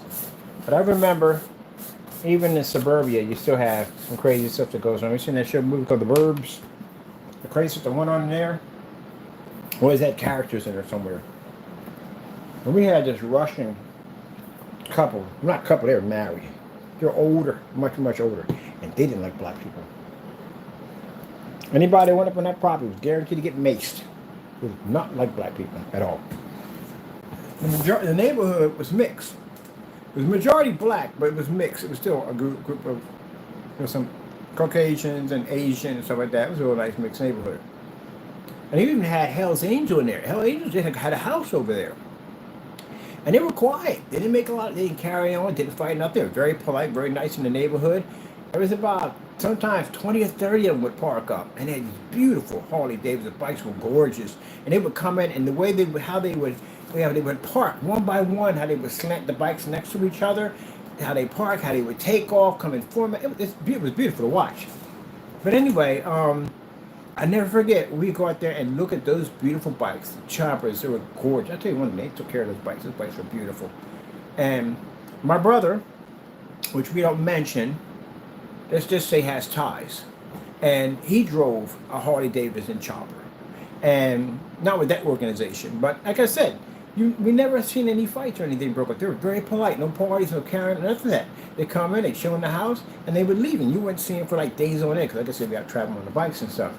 But they were not nasty with the kids. We'd go over, look at the bikes, and they would explain like different parts of the bike and what to ram them up and everything. They were real nice people. So,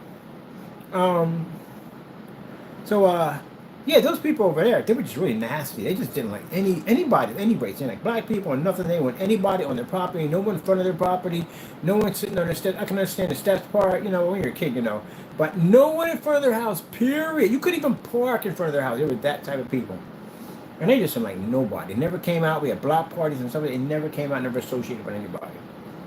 So one year, this kid comes up on the porch to deliver papers. And she comes out the door, screaming and carrying on, calling them all kinds of nasty names, and tries to mace them. You know what happens when you chase somebody with mace while you're spraying it at the same time? You run into it yourself. And that's what happened. She maced herself.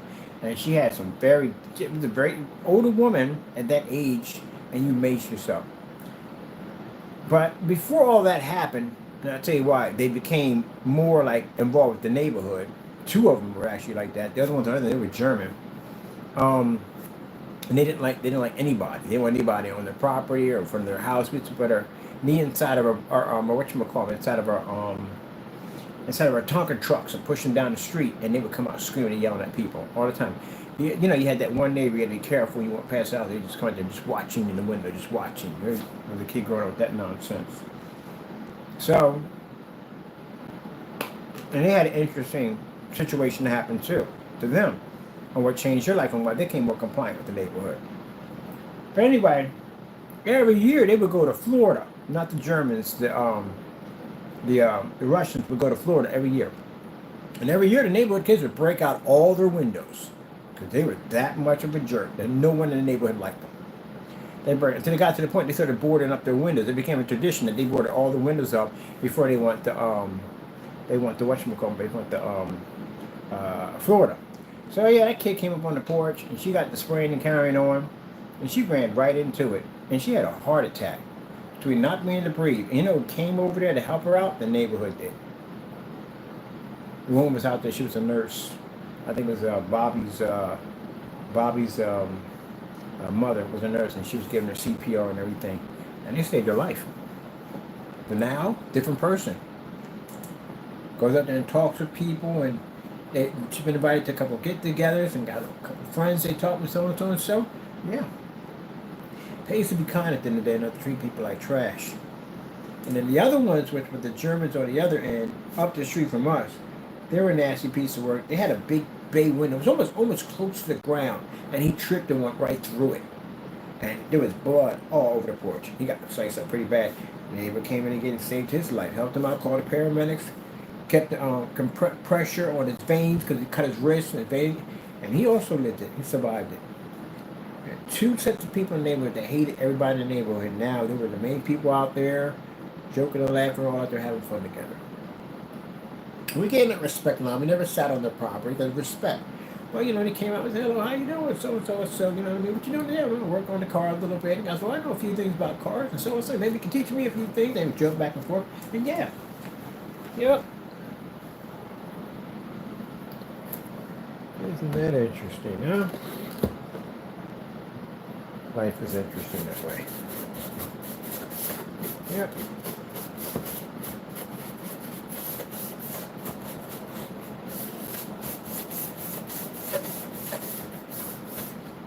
Now, I had the opportunity to go to any neighborhood but Strawberry Mansion. Would I have chosen it? Nah. Despite all the violence and everything I see in that neighborhood, we had a lot of good times in that neighborhood too. I met some pretty cool people down there. Came friends. Learned how to wear my hat the proper way because I used to wear my hat pulled down and bent to the side. Hang around. All my friends were mostly all white when I was living in the other neighborhood. And then when I got up there, my buddy was like, nah, man, you wearing your hat wrong. You don't wear it pulled down like that. You got to wear it at the top. It got to be at the tippy top, slant it to the side a little bit, straighten up that brim a little bit. That's what you want to do. He just want to tell me how to wear a hat. Like, how to wear the hat. It's like, yeah, man, you got to know how to talk, man. You got too much. You sound like a white person. I was like, really? You got a little slang in that, man. You got to walk a little different. Yeah. That era when I was in with these guys, hanging with these guys. Yep. Next thing you know, I was on the street, man. Had the word to your mother, word is bond, all that crazy stuff. Learn how to do them poses, going to the dollar parties and all that stuff. That's why I laugh when I watch Martin. We had Fridays when they went to that, calling the girl's name, and the pop showed up at the door. Oh man, we've done that one too many times to count. Gotta be quiet. My father's out. My father's asleep. Wake him up. We out there acting up, acting stupid. I wish he would. That jigger came around the corner with a gun. I was like, oh, nope, time to go. That's why I scared the lady. I'm about to shoot. It scared us.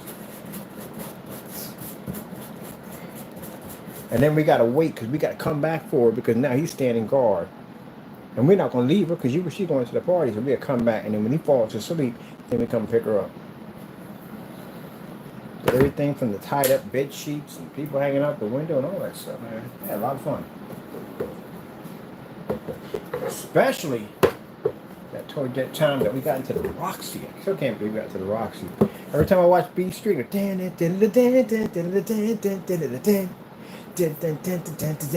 that part right there, we were in that section right over there. Yeah, and you couldn't get in the Roxy. If you didn't know anybody, you was not getting in there. It's funny how things happen in life, how things come together in life. Got detention for throwing a basketball at somebody in gym and hit him in the head with it. End up getting detention for it. End up in detention. This Puerto Rican kid in there doing tags upside down. I'm like, what you doing upside down? What you doing tags upside down for? I'm trying to find somebody, man. I want to do a tag. It's a bridge I want to do a tag on, and I got to be upside down to do it.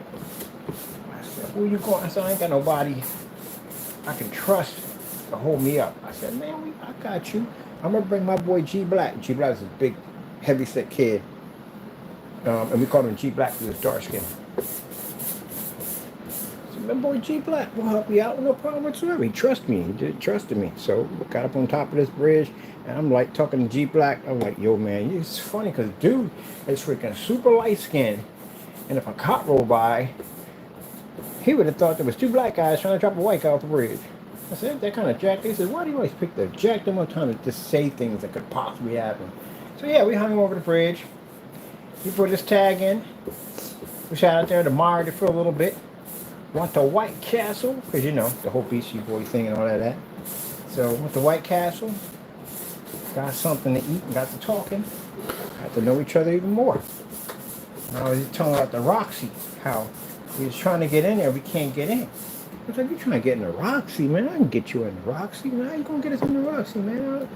How important people get in there. I said, no, man, my brother's a bouncer at the Roxy. Same person that told him when he first met him to go home. Happened to be his brother. So got up there, walked in the front of the line. That was power, man. To be able to walk past all those people out there waiting. And he said, yo, what's up? They talking back and forth. He said, yeah, my people. We said, what? Man, if you had told me you was his people, I'd let you in. You didn't say anything. We didn't say nothing back because we didn't know the guy at the time. So we got in. Yeah. I was like, ah, shoot. And yes, Roxy was in New York City. Because what we would do is I worked at Pizza Hut. And I made my little bit of bread. I'll go down to Italian Market. Italian Market used to have stores down there, sold all kinds of gear, sneakers, all that stuff. It was much cheaper than going to Foot Locker and all the places only too much money for it. So you get your gear at Italian Market. So I get my gear over there, since they knew I was a regular, get a little discount, and then I go pop back over Pizza Hut, bring my gear with me, because we was cool with the managers up there, and the managers were party boys anyway. They was always going to go parties and stuff there here and there, and they would go get geared up and then leave from the pizza place. So we put our gear in the office with Richard. Richard had the office key, and we put our stuff in there. And we were bus boys. We washed dishes. So when it was time to go, we would just get geared up in the bathroom, get bust on, get in the bathroom, and we jump in the car with Richard and them, and we go to New York. Because Richard had some ties up in New York City, other parties he went to. So we got to live up there. And then when they was ready to leave, they just come down to where we was at the Roxy, which we could have gotten with him because he knows people down there. He just walked right on in. And he knew the owner. Richard was a different part of life, if you know what I mean. He was gay. Richard was gay. Richard had a lot of heavy connections. He could get in Studio 57, I think it is. He got a lot of heavy connections. Richard's a cool dude. I don't judge people on their preference or what they do. That's between God and them. That's between them and God. Treat everybody the same. That's the way I see it. People say, oh, you hang around gays and something or the other. It doesn't make me gay because I hang around gays. That's just like them gay friends at the end of the day. I'm cool with them. They're cool with me. We got rules at the end of the day. Don't explain your life to me. I won't explain mine. That's how it works. Other than that, you need money, you need help at the end of the day, I got your back.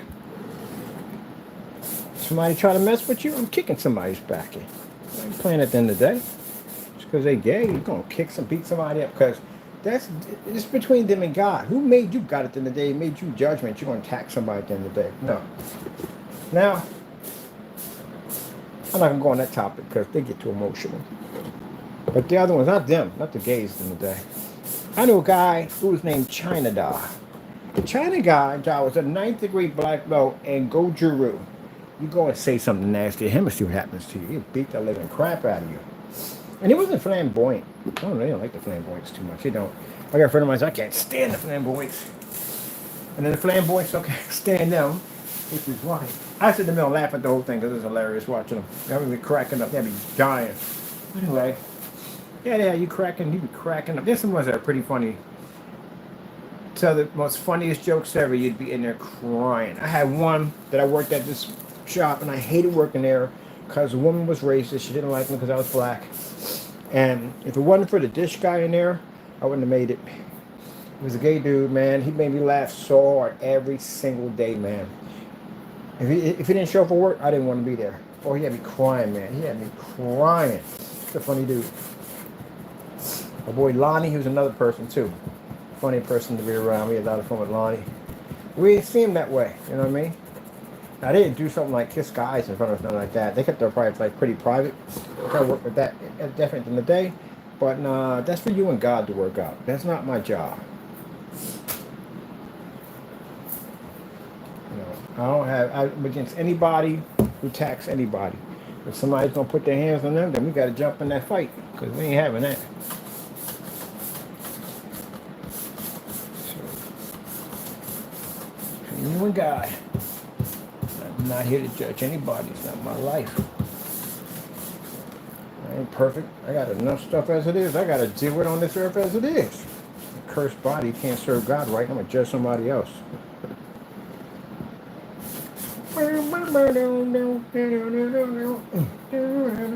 Okay. Let me see. This good? What are we doing this on this one? This is good. We're going to put this over here on this one. All right, good. So that's covered up. Oh, man. Backside got to be covered up. Girl. All right. Is the backside on this side? Get this side over here. Girl. So no, don't go into all that. But I have some really cool friends of mine, man. Some people get to the point like, I can't hang out with them because people think I'm gay. And you got problems.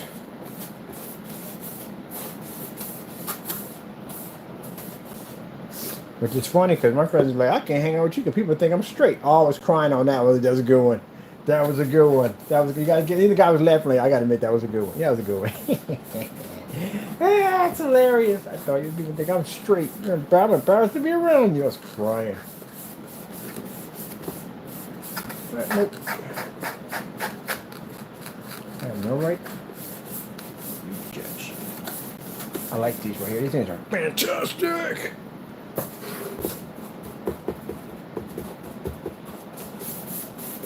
Oh, man, I gotta keep it every time.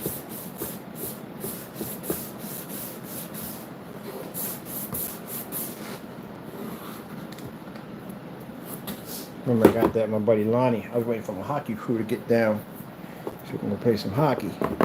Lonnie skates on the distance skates with the 5 wheels, big wheels, 80mm wheels. So that's what he's into. But he skates with the hockey players sometimes. And if he's done doing his training, he'll meet up with us and say, hey, what you guys doing? We're going to breeze to the city for a bit. We're going to ride around, skate around here and there. We're going to go probably get something to eat. So if I tag, oh yeah, whatever. I don't care. So, you got to hang around with us.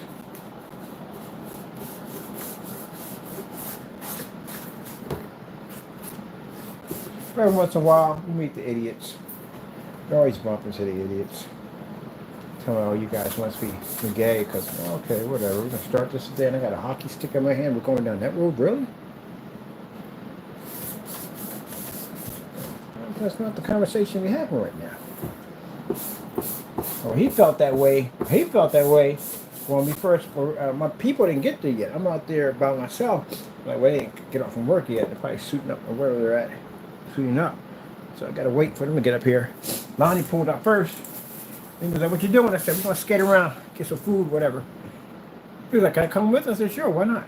He said, I thought you'd probably say no, because I'm gay. I said, what do I care at the end of the day? Are you making advances toward me or anything? He says, no, you're not my type. I was funny. He said, okay, then what do we care? Come on, let's go get something to eat, let's have some fun. So that's what we did. Showed up. But you know, I'm kind of used to being alienated and all that stuff like that. Do I support what they do? No, I don't support what they do. It's against my religion at the end of the day. But I'm not going to sit there and attack them or hurt them. No. You can't supposed to do that. I tell them exactly how I feel, you know. And that's at the end of the day, you're still my family member. You're still my brother at the end of the day. I'm still got your back no matter what. The things I do, they probably don't support at the end of the day. I used to be a hunter. I used to kill animals for sport. So at the end of the day, a lot of people didn't like that. They didn't like the fact that I went out and I killed animals, get all the whole 9 yards, but they didn't like it. So that's something that I did at one point. I used to hunt. My father hunted. That's how I was taught to hunt. So, you know, so people didn't like that. So, oh my God, you kill animals. You're eating a burger right now. Where do you freaking think that came from? Out of a tree? But at least it died humane. It died normal.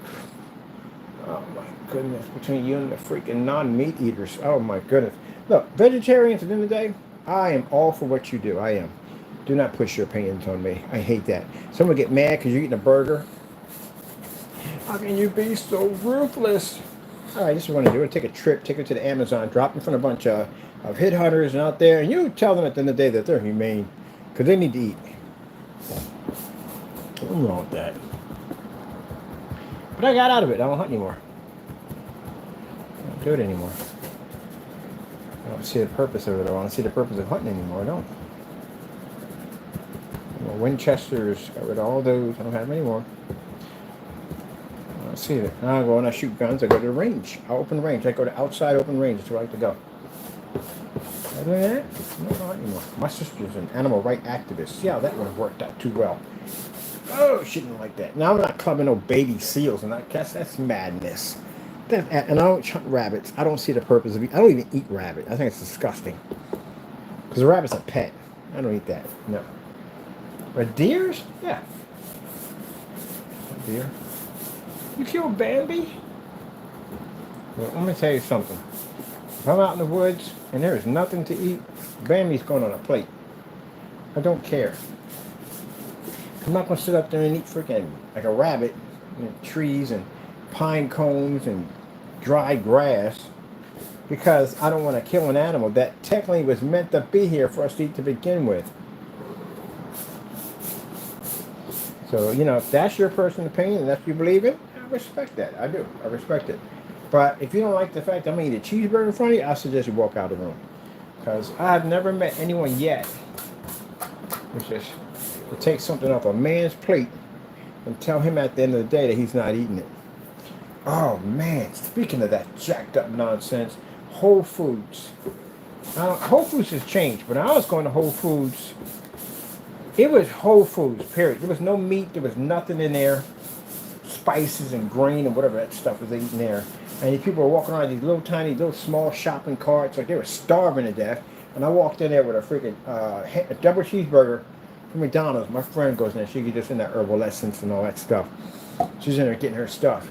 And I'm walking around this cheeseburger, and I could see every man in there wanted that cheeseburger so badly. But they couldn't because your wife's like, no, we're not going to eat that. We're going to eat fresh and wholesome, and that's what we're going to do. And whatever I eat, you're going to eat because I read it in a magazine. A lot of you not. I'm not joking. I'm not saying all women do this. I'm not. I met women that can throw down. They can eat. But those particular ones, because they read it in a magazine, and since they got to go to some, it's cleansing, it's good for our senses and everything. Different races, not just one race. People always, no. I've met black people that did this too. So guess what? Yeah, lights out on you. But anyway, and I'm walking around that cheeseburger, and they just follow me. I used to in the cartoon, they smell something, they do that whole waving snake dance. They're like, you can just see them moving from side to side to watch this. And I'm like, stop messing, stop getting short, stop playing around, moving it back and forth, And they're sitting there looking at it. Man, I could have made money in there. I could have cut those hamburgers up in little tiny glad bags. So look, you want some hamburgers, man? I got you, man, with that. First one, I give you the sample. And if you want meat, you meet me from the back of Whole Foods, and I'll cut you off half a hamburger for $50. I could have made a killing in there. Because again, you know what I mean? They're going to tell these crazy people probably eat something like that. They got to be out with the boys. And I know people that will smell your mouth, see whether or not your fingers, to see if you've been eating something like that. You got to be healthy. So you had to walk in there with the burger, and women would give me dirty looks at the end of the day, like looking at barbaric. Yeah, whatever. How do you eat that at the end of the day? How do you eat that? It's easy. Just open it up and just take a bite out. That's basically about it. Just chew and swallow, and I'm done. That's it. Oh man, it was funny. That's why I went there with the food. I always wanted with fast food. Every time I went there with fast food. I mean, look at the test of your body. I'm in better shape than your husband. What the frick are you talking about? I was lifting weights. What the frick are you talking about? I'm in better shape than he is. Not to be rude or disrespectful. He's giving me a dirty look too. Yeah. Let me eat what I want to eat. Tell me at the end of the day that it's unhealthy. Yeah, okay. But anyway, yeah. I just like going in there for a wife beater and going in with a hamburger. We're going ridiculed all day. Poor defenseless animal. Say the same thing about your husband right now because he don't look happy. So, all that tofu burgers and stuff, no. Now, I've had plant-based burgers. I've had some pretty good ones. I've had some really good plant-based burgers. I couldn't tell one from the other. I've had bacon. I'm not going to knock it. I'm going to try it. If it was like it, I may like it. And I've had bacon. I've had chicken. I had a couple of things, and it was actually really good. I couldn't tell one from the other.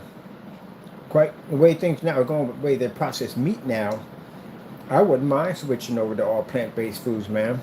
I wouldn't. Would that make me a vegetarian? No, because I still eat meat at the end of the day. But still, I would eat less of it because, again, I don't trust foods and processing plants anymore. I don't. Like what happened to me in that hamburger incident.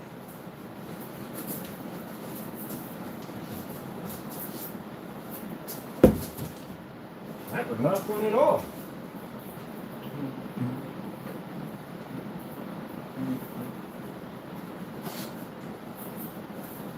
Here, have a hamburger.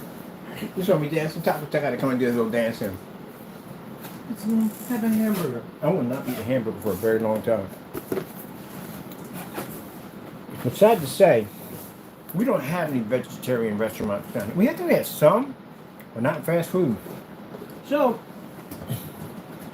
if you're looking to make some money, come to Allentown and open up a fast food joint that's vegetarian. I guarantee you'll make a killing. I'll be the first one they're buying from you.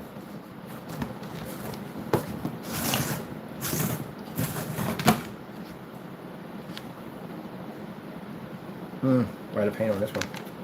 I don't need it, but it'll cover better. It'll cover more. You got some saturate on here. I got a whole section. Oh well, we'll have enough. We're out. What are you going to do, Taco? What are we going to do? I think we got some black meat. Taco, what are we going to do? So much taco on my mind. We got black paint right here. Oh, cool. Okay.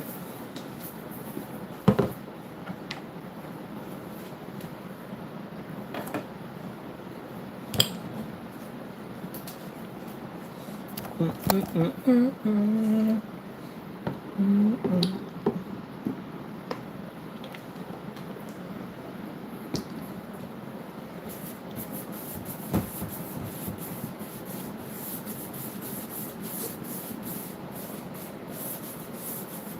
crap. I was supposed to be at.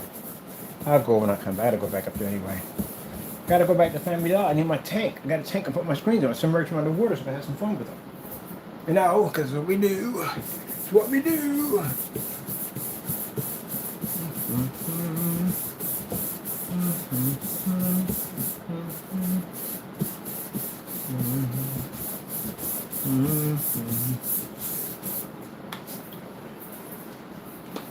I think fantastic about the relationship I was in. She's a workaholic. I love that. You know why? Always at work. I always had time to do what I want to do. And we had to have that. The rule was, she can work overtime. Didn't mind that. You know what I mean? Because that gives me time to work on my stuff, my projects done. But when we got home, I had to put it down, and we could order some food and watch some TV shows together, or go out and get something to eat. That was the rule. I had no problem following that rule, but I got a lot of my work done because she was always at work. She had to work. That gave me time to get what I got to get done, get my work done, and then I would we'd go out and do something.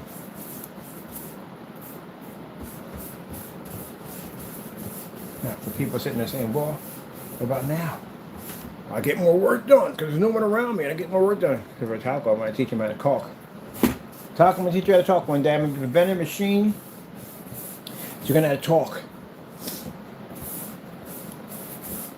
I think his first word is going to be like, my goodness, what is wrong with you? You do some of the craziest things I've ever seen in my entire life. I was sort of contemplating at one point, thinking like, did I make the right choice when I chose this guy to be my caretaker? Are you insane? What is the deal with these stupid songs you sing to me? Taco on my mind got me thinking every time. That's Taco. Or Taco Denario. I live in a stereo? How would I live in a stereo? That makes no sense whatsoever. Are you drunk when you come up with these ideas? Are you? I have to admit, you do take care of me. Oh, I'm getting your milk today too. You get that messy Christmas milk. You do take care of me. You make sure everything I need, I'm always fed, always taken care of. That's good. I mean, I count that right there. But you are absolutely mad sometimes. Absolutely mad. What about the 10,000 kisses? The 10,000 kisses, Taco. You get 10,000 kisses a day. Can't beat that. 10,000 kisses. That's awesome.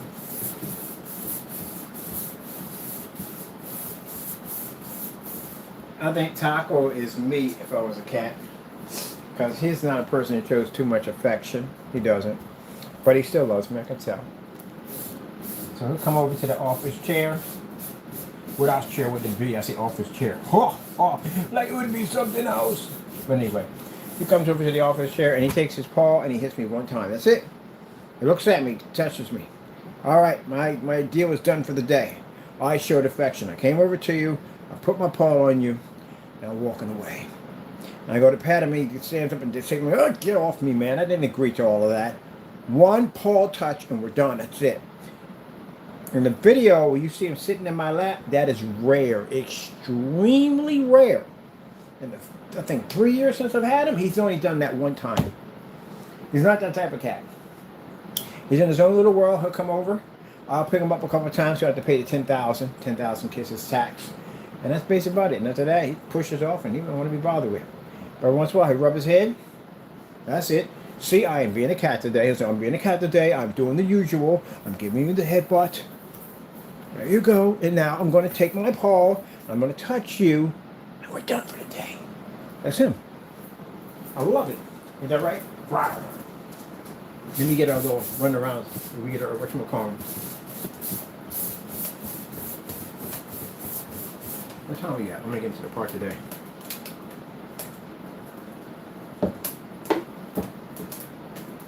Here's over in the park. Now over in this side of the park, you know, people sound like we only had one incident over in the park.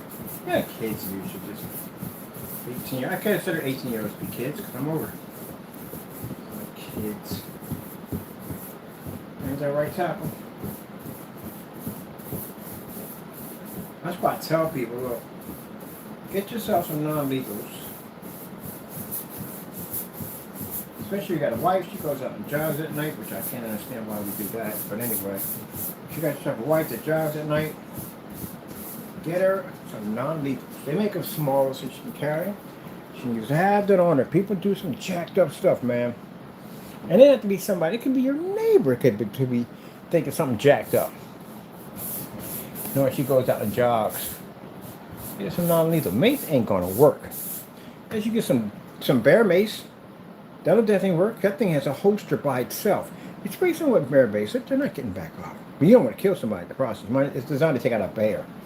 But anyway, you get yourself non-lethals. That's everybody. Close the stroke lead. Get non-lethals. The person is not going to die. If you think rubber bullets is not going to take somebody down, yeah. I think I'll punch a hole through plywood. And your skin's, it's a little softer than plywood, so you do the math. So you need to get something at the end of the day. My sister carries one. I got one for her.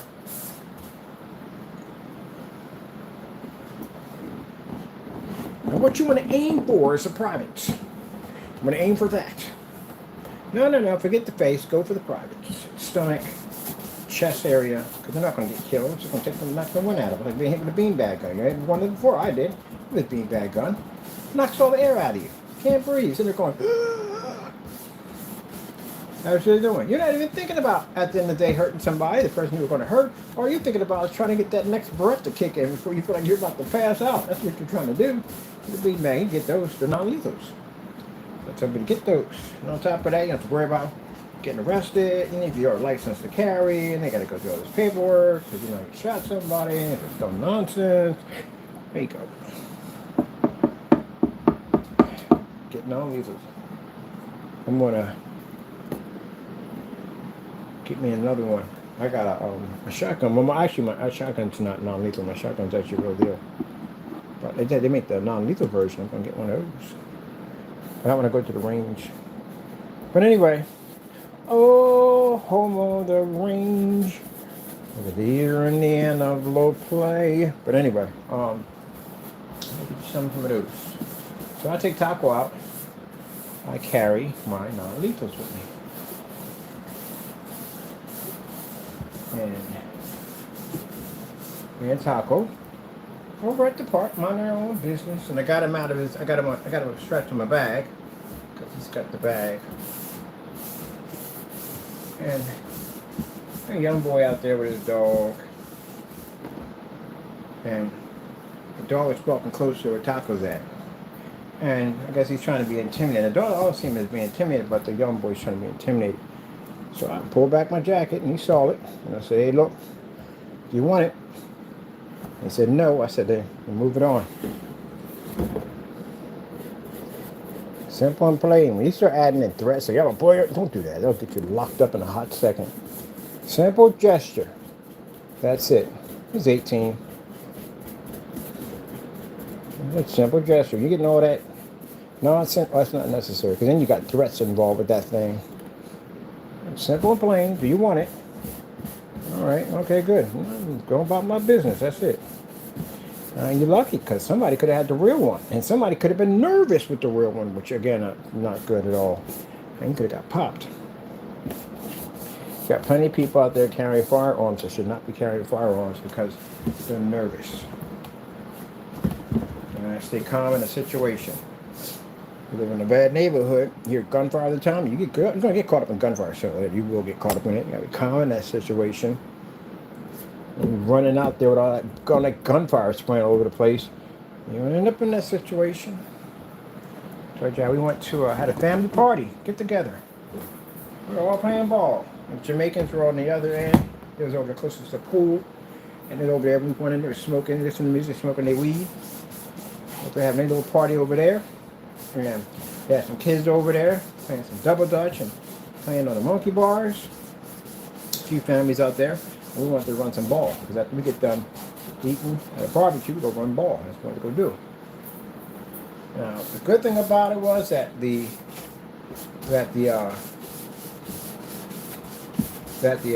playground was on a high ground area. We had to walk up the steps to get to it. Because that thing was on a low ground, all of us would have got shot easily. And all I heard in the middle of us trying to block my brother to get the ball from him. All I heard was, "Oh, you want this, huh?" I'm like, "Oh shoot!" I jumped. I told everybody, "Get on the ground, get on the ground," because that's the sound right there. They about to blaze, and everybody was known for it. And sure enough, that's what you heard. Yep. It was unloading. Nobody got shot, which is weird. Probably did get shot, dragged in the car. Always one car take off one way, shells everywhere. You can literally hear the bullets howling through. You can see them sparking off the gates. Don't get nervous. Don't run. Just stand on the ground and wait. I'm looking at my family member across, all my family members, other people, kids on the ground, everybody. Stay the freak down. Sure enough. Somebody got shot. Jamaicans. Them chickens had me crying. They jumped in the pool. We didn't know. Yeah, he said, man, the minute I heard that match, just jumped right on in.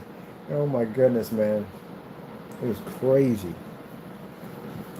I was like, what in the world? They were at 12 o'clock? 12 o'clock? No, it was 12. It was 6 o'clock in the evening. 6 o'clock in the evening. You crazy? Yes. 6 o'clock in the evening. Blazed off at 6 o'clock in the evening. On a holiday, when everybody's outside and kids are running, you figure, oh, this is a great time to go pull out a freaking high-powered assault rifle and shoot at another person. Where's another high-powered assault rifle? What could go wrong here? Sheesh. I'm gonna tell you something. If they brought back, I think they trial stasis, you would have less people committing crime. Remember, what was that show called? The movie, Demolition Man. Crowd states, they freeze them. They're in a coma state. That's what they do to them. Number one, fantastic idea. You know why? The cost. That's my sister contact when I get back later.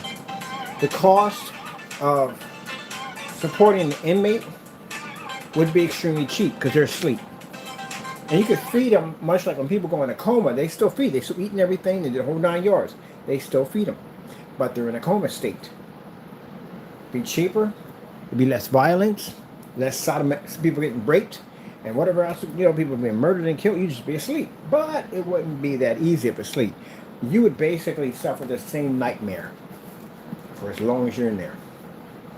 Because nightmares feel real. Very real.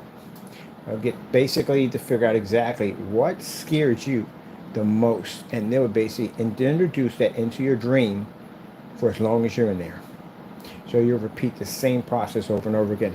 Tell me how real dreams can get when you get people wake up screaming and basically sweating and all that. Like, what happened? I just had a dream. It was so realistic. So, there you go. Stick them into a sleep state of mind. They're trapped within their own mind.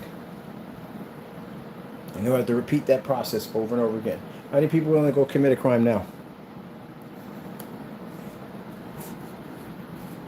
And of course, they can monitor your heart rate and all that. Make sure you don't have a heart attack and die in there.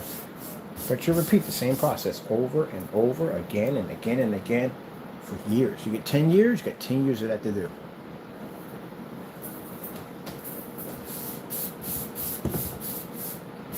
Everybody has a phobia. And if you even don't have one, the fact that basically slowly drowning is something you don't want to have a dream about. People have drowning. And you feel the whole thing. You feel like you can't breathe. You feel the whole thing. Everything feels realistic. I think they should have that. And then basically, when you finish your time, they put you through, like they do it, like a rehabilitation process. Now, quite frankly, that scares the living crap out of me because I wouldn't even want to commit a crime after something like that. Like, wait a minute, like, what the freak? So let me get this straight. I have a fear of spiders, and I have spiders chasing me around for no, I'm good. I don't think I might cause any crimes at all whatsoever.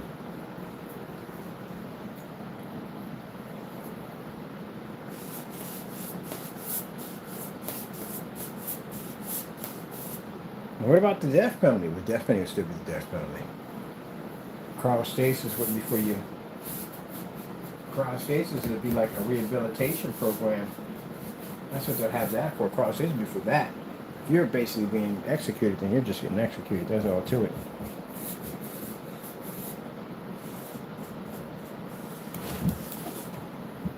Now, if they want back, you want to talk about basically rehabilitation? If you go medieval on you, you know, they did medieval. I actually studied medieval tortures. Oh, good gracious. What the freak? At that particular time, you got to separate that humanity with, yeah, they did some pretty jacked up stuff. When people talking about the medieval, they're not joking. So, yeah, I looked at some of that stuff. Some I couldn't deal with. It was just too much. But the medieval torture was freaking barbaric, beyond barbaric. At one point, man, they used to sacrifice gingers. They thought gingers were witches at one point. You see the Salem witch hunts? You study that one? I have. That's a jacked up era, too, in American history. So anyone can accuse you of being a witch. Anyone. Somebody wants your land.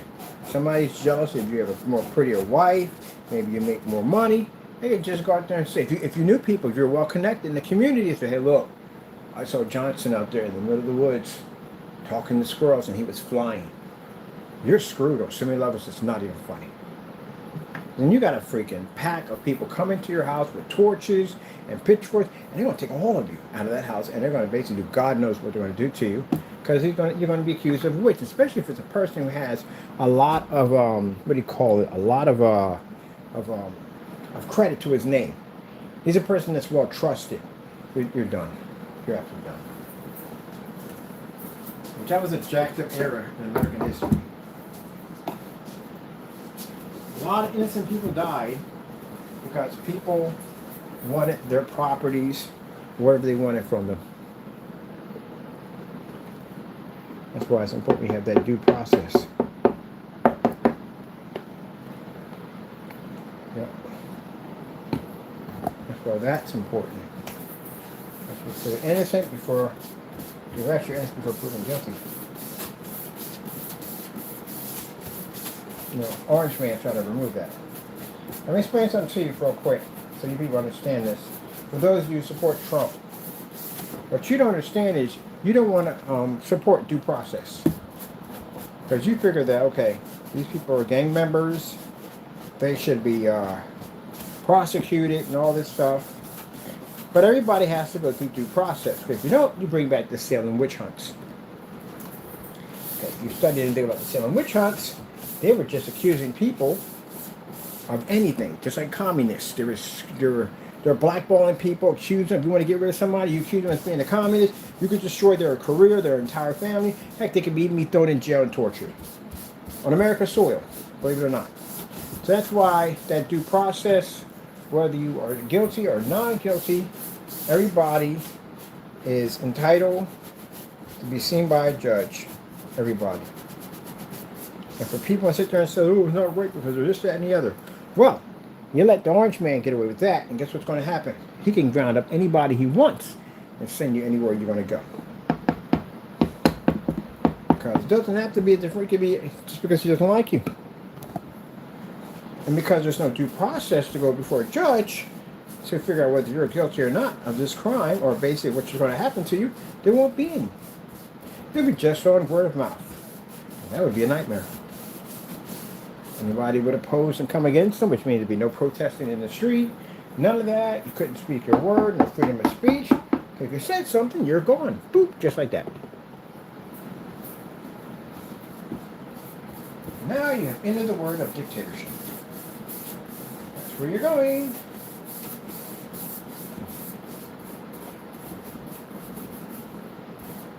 That's why we have the Constitution and all that stuff we have in place to protect us as American citizens against people that want to rise up in power and decide that they want to basically control the world, control the United States, but have a king in there instead.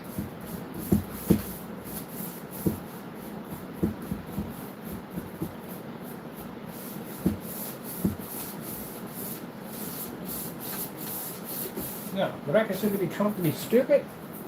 Some of the stuff he does, yeah, he's stupid, but he's not that dumb. And I'll tell you why. He figured out how to basically go in, replace the judges, control majority of the Senate in order to become a dictator. And there's a process to do all that. His intentions were never going to be good for the American people. It'd be nice to see him come in and do something, change and become a different person. That would have been real nice if he had did something like that. But the problem you have is Trump is a wounded animal. He's upset because, again, the whole thing that went through with the whole impeachment, and yes, he did deserve to get impeached for the stuff he was doing, but he was angry coming in. He wanted revenge, and people were going to suffer for it. You probably didn't care whether you voted for him or not. You were going to suffer for it, in which a lot of those people did vote for him. Those are the ones that got screwed over the worst. They trusted him. Well, I'm about done here. Got a little talk time in there.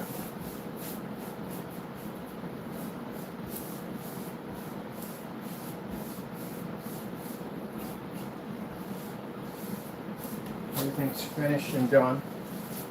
You probably think when I come on here, he just talks a bunch of gibberish. This time I hope I don't have to delete this video, because in my mind I said I'm not going to delete it. In the back of my mind, it's like, you guys delete it, right? Anything positive in there. Don't bring up those guys. Work on what you got to do. You already know what you're going to be doing anyway. Just get that done. And that's what I did. I got a lot done in this video, so I'm happy with it. Happy with it. Got our base done. It's great. Come back in, put our LED lights in. I got to get cleaned up in here because I got some people just called me a few minutes ago. Those are my people. Probably saying, what you doing right now? All right, I'm coming through. See what y'all doing. Oh. Get that order. Get over there. Man, that hurt my arm big time. I had to order another pair of custodian pants because my green ones, which I love so much, got jacked up. So I can't wear them anymore. They're done. Custodian pants.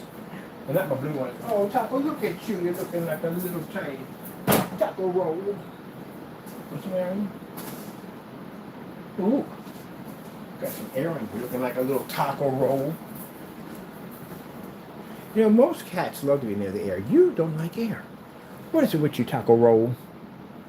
Your little taco roll? See how fast he got up? Wow. They call him a taco roll. How dare you call me a taco roll on camera? How dare you? I'm not a taco roll. I'm a fearsome, dangerous lion. Well, not really. You're lying on that. You can't be lying. It's too small. Tiger? I'll take Tiger. Tiger? They like a tiger? Am I a tiger? You could be a tiger. You could be. A viewer, roughly, right. That's his new gallop run. That's his new one. He throws his head back and he runs his new gallop. That's his gallop when he just runs, throws his head back. Let's see. All right, people, I'm done here. I gotta wait through all the strides. We'll assemble it when we get back in. I'm gonna call some family because family just picked up a few minutes ago. Like, hey, what are you doing today? Oh, I had to make a setup right here real quick and get it done. All right, gotta go, people. Thank you for stopping by and God bless.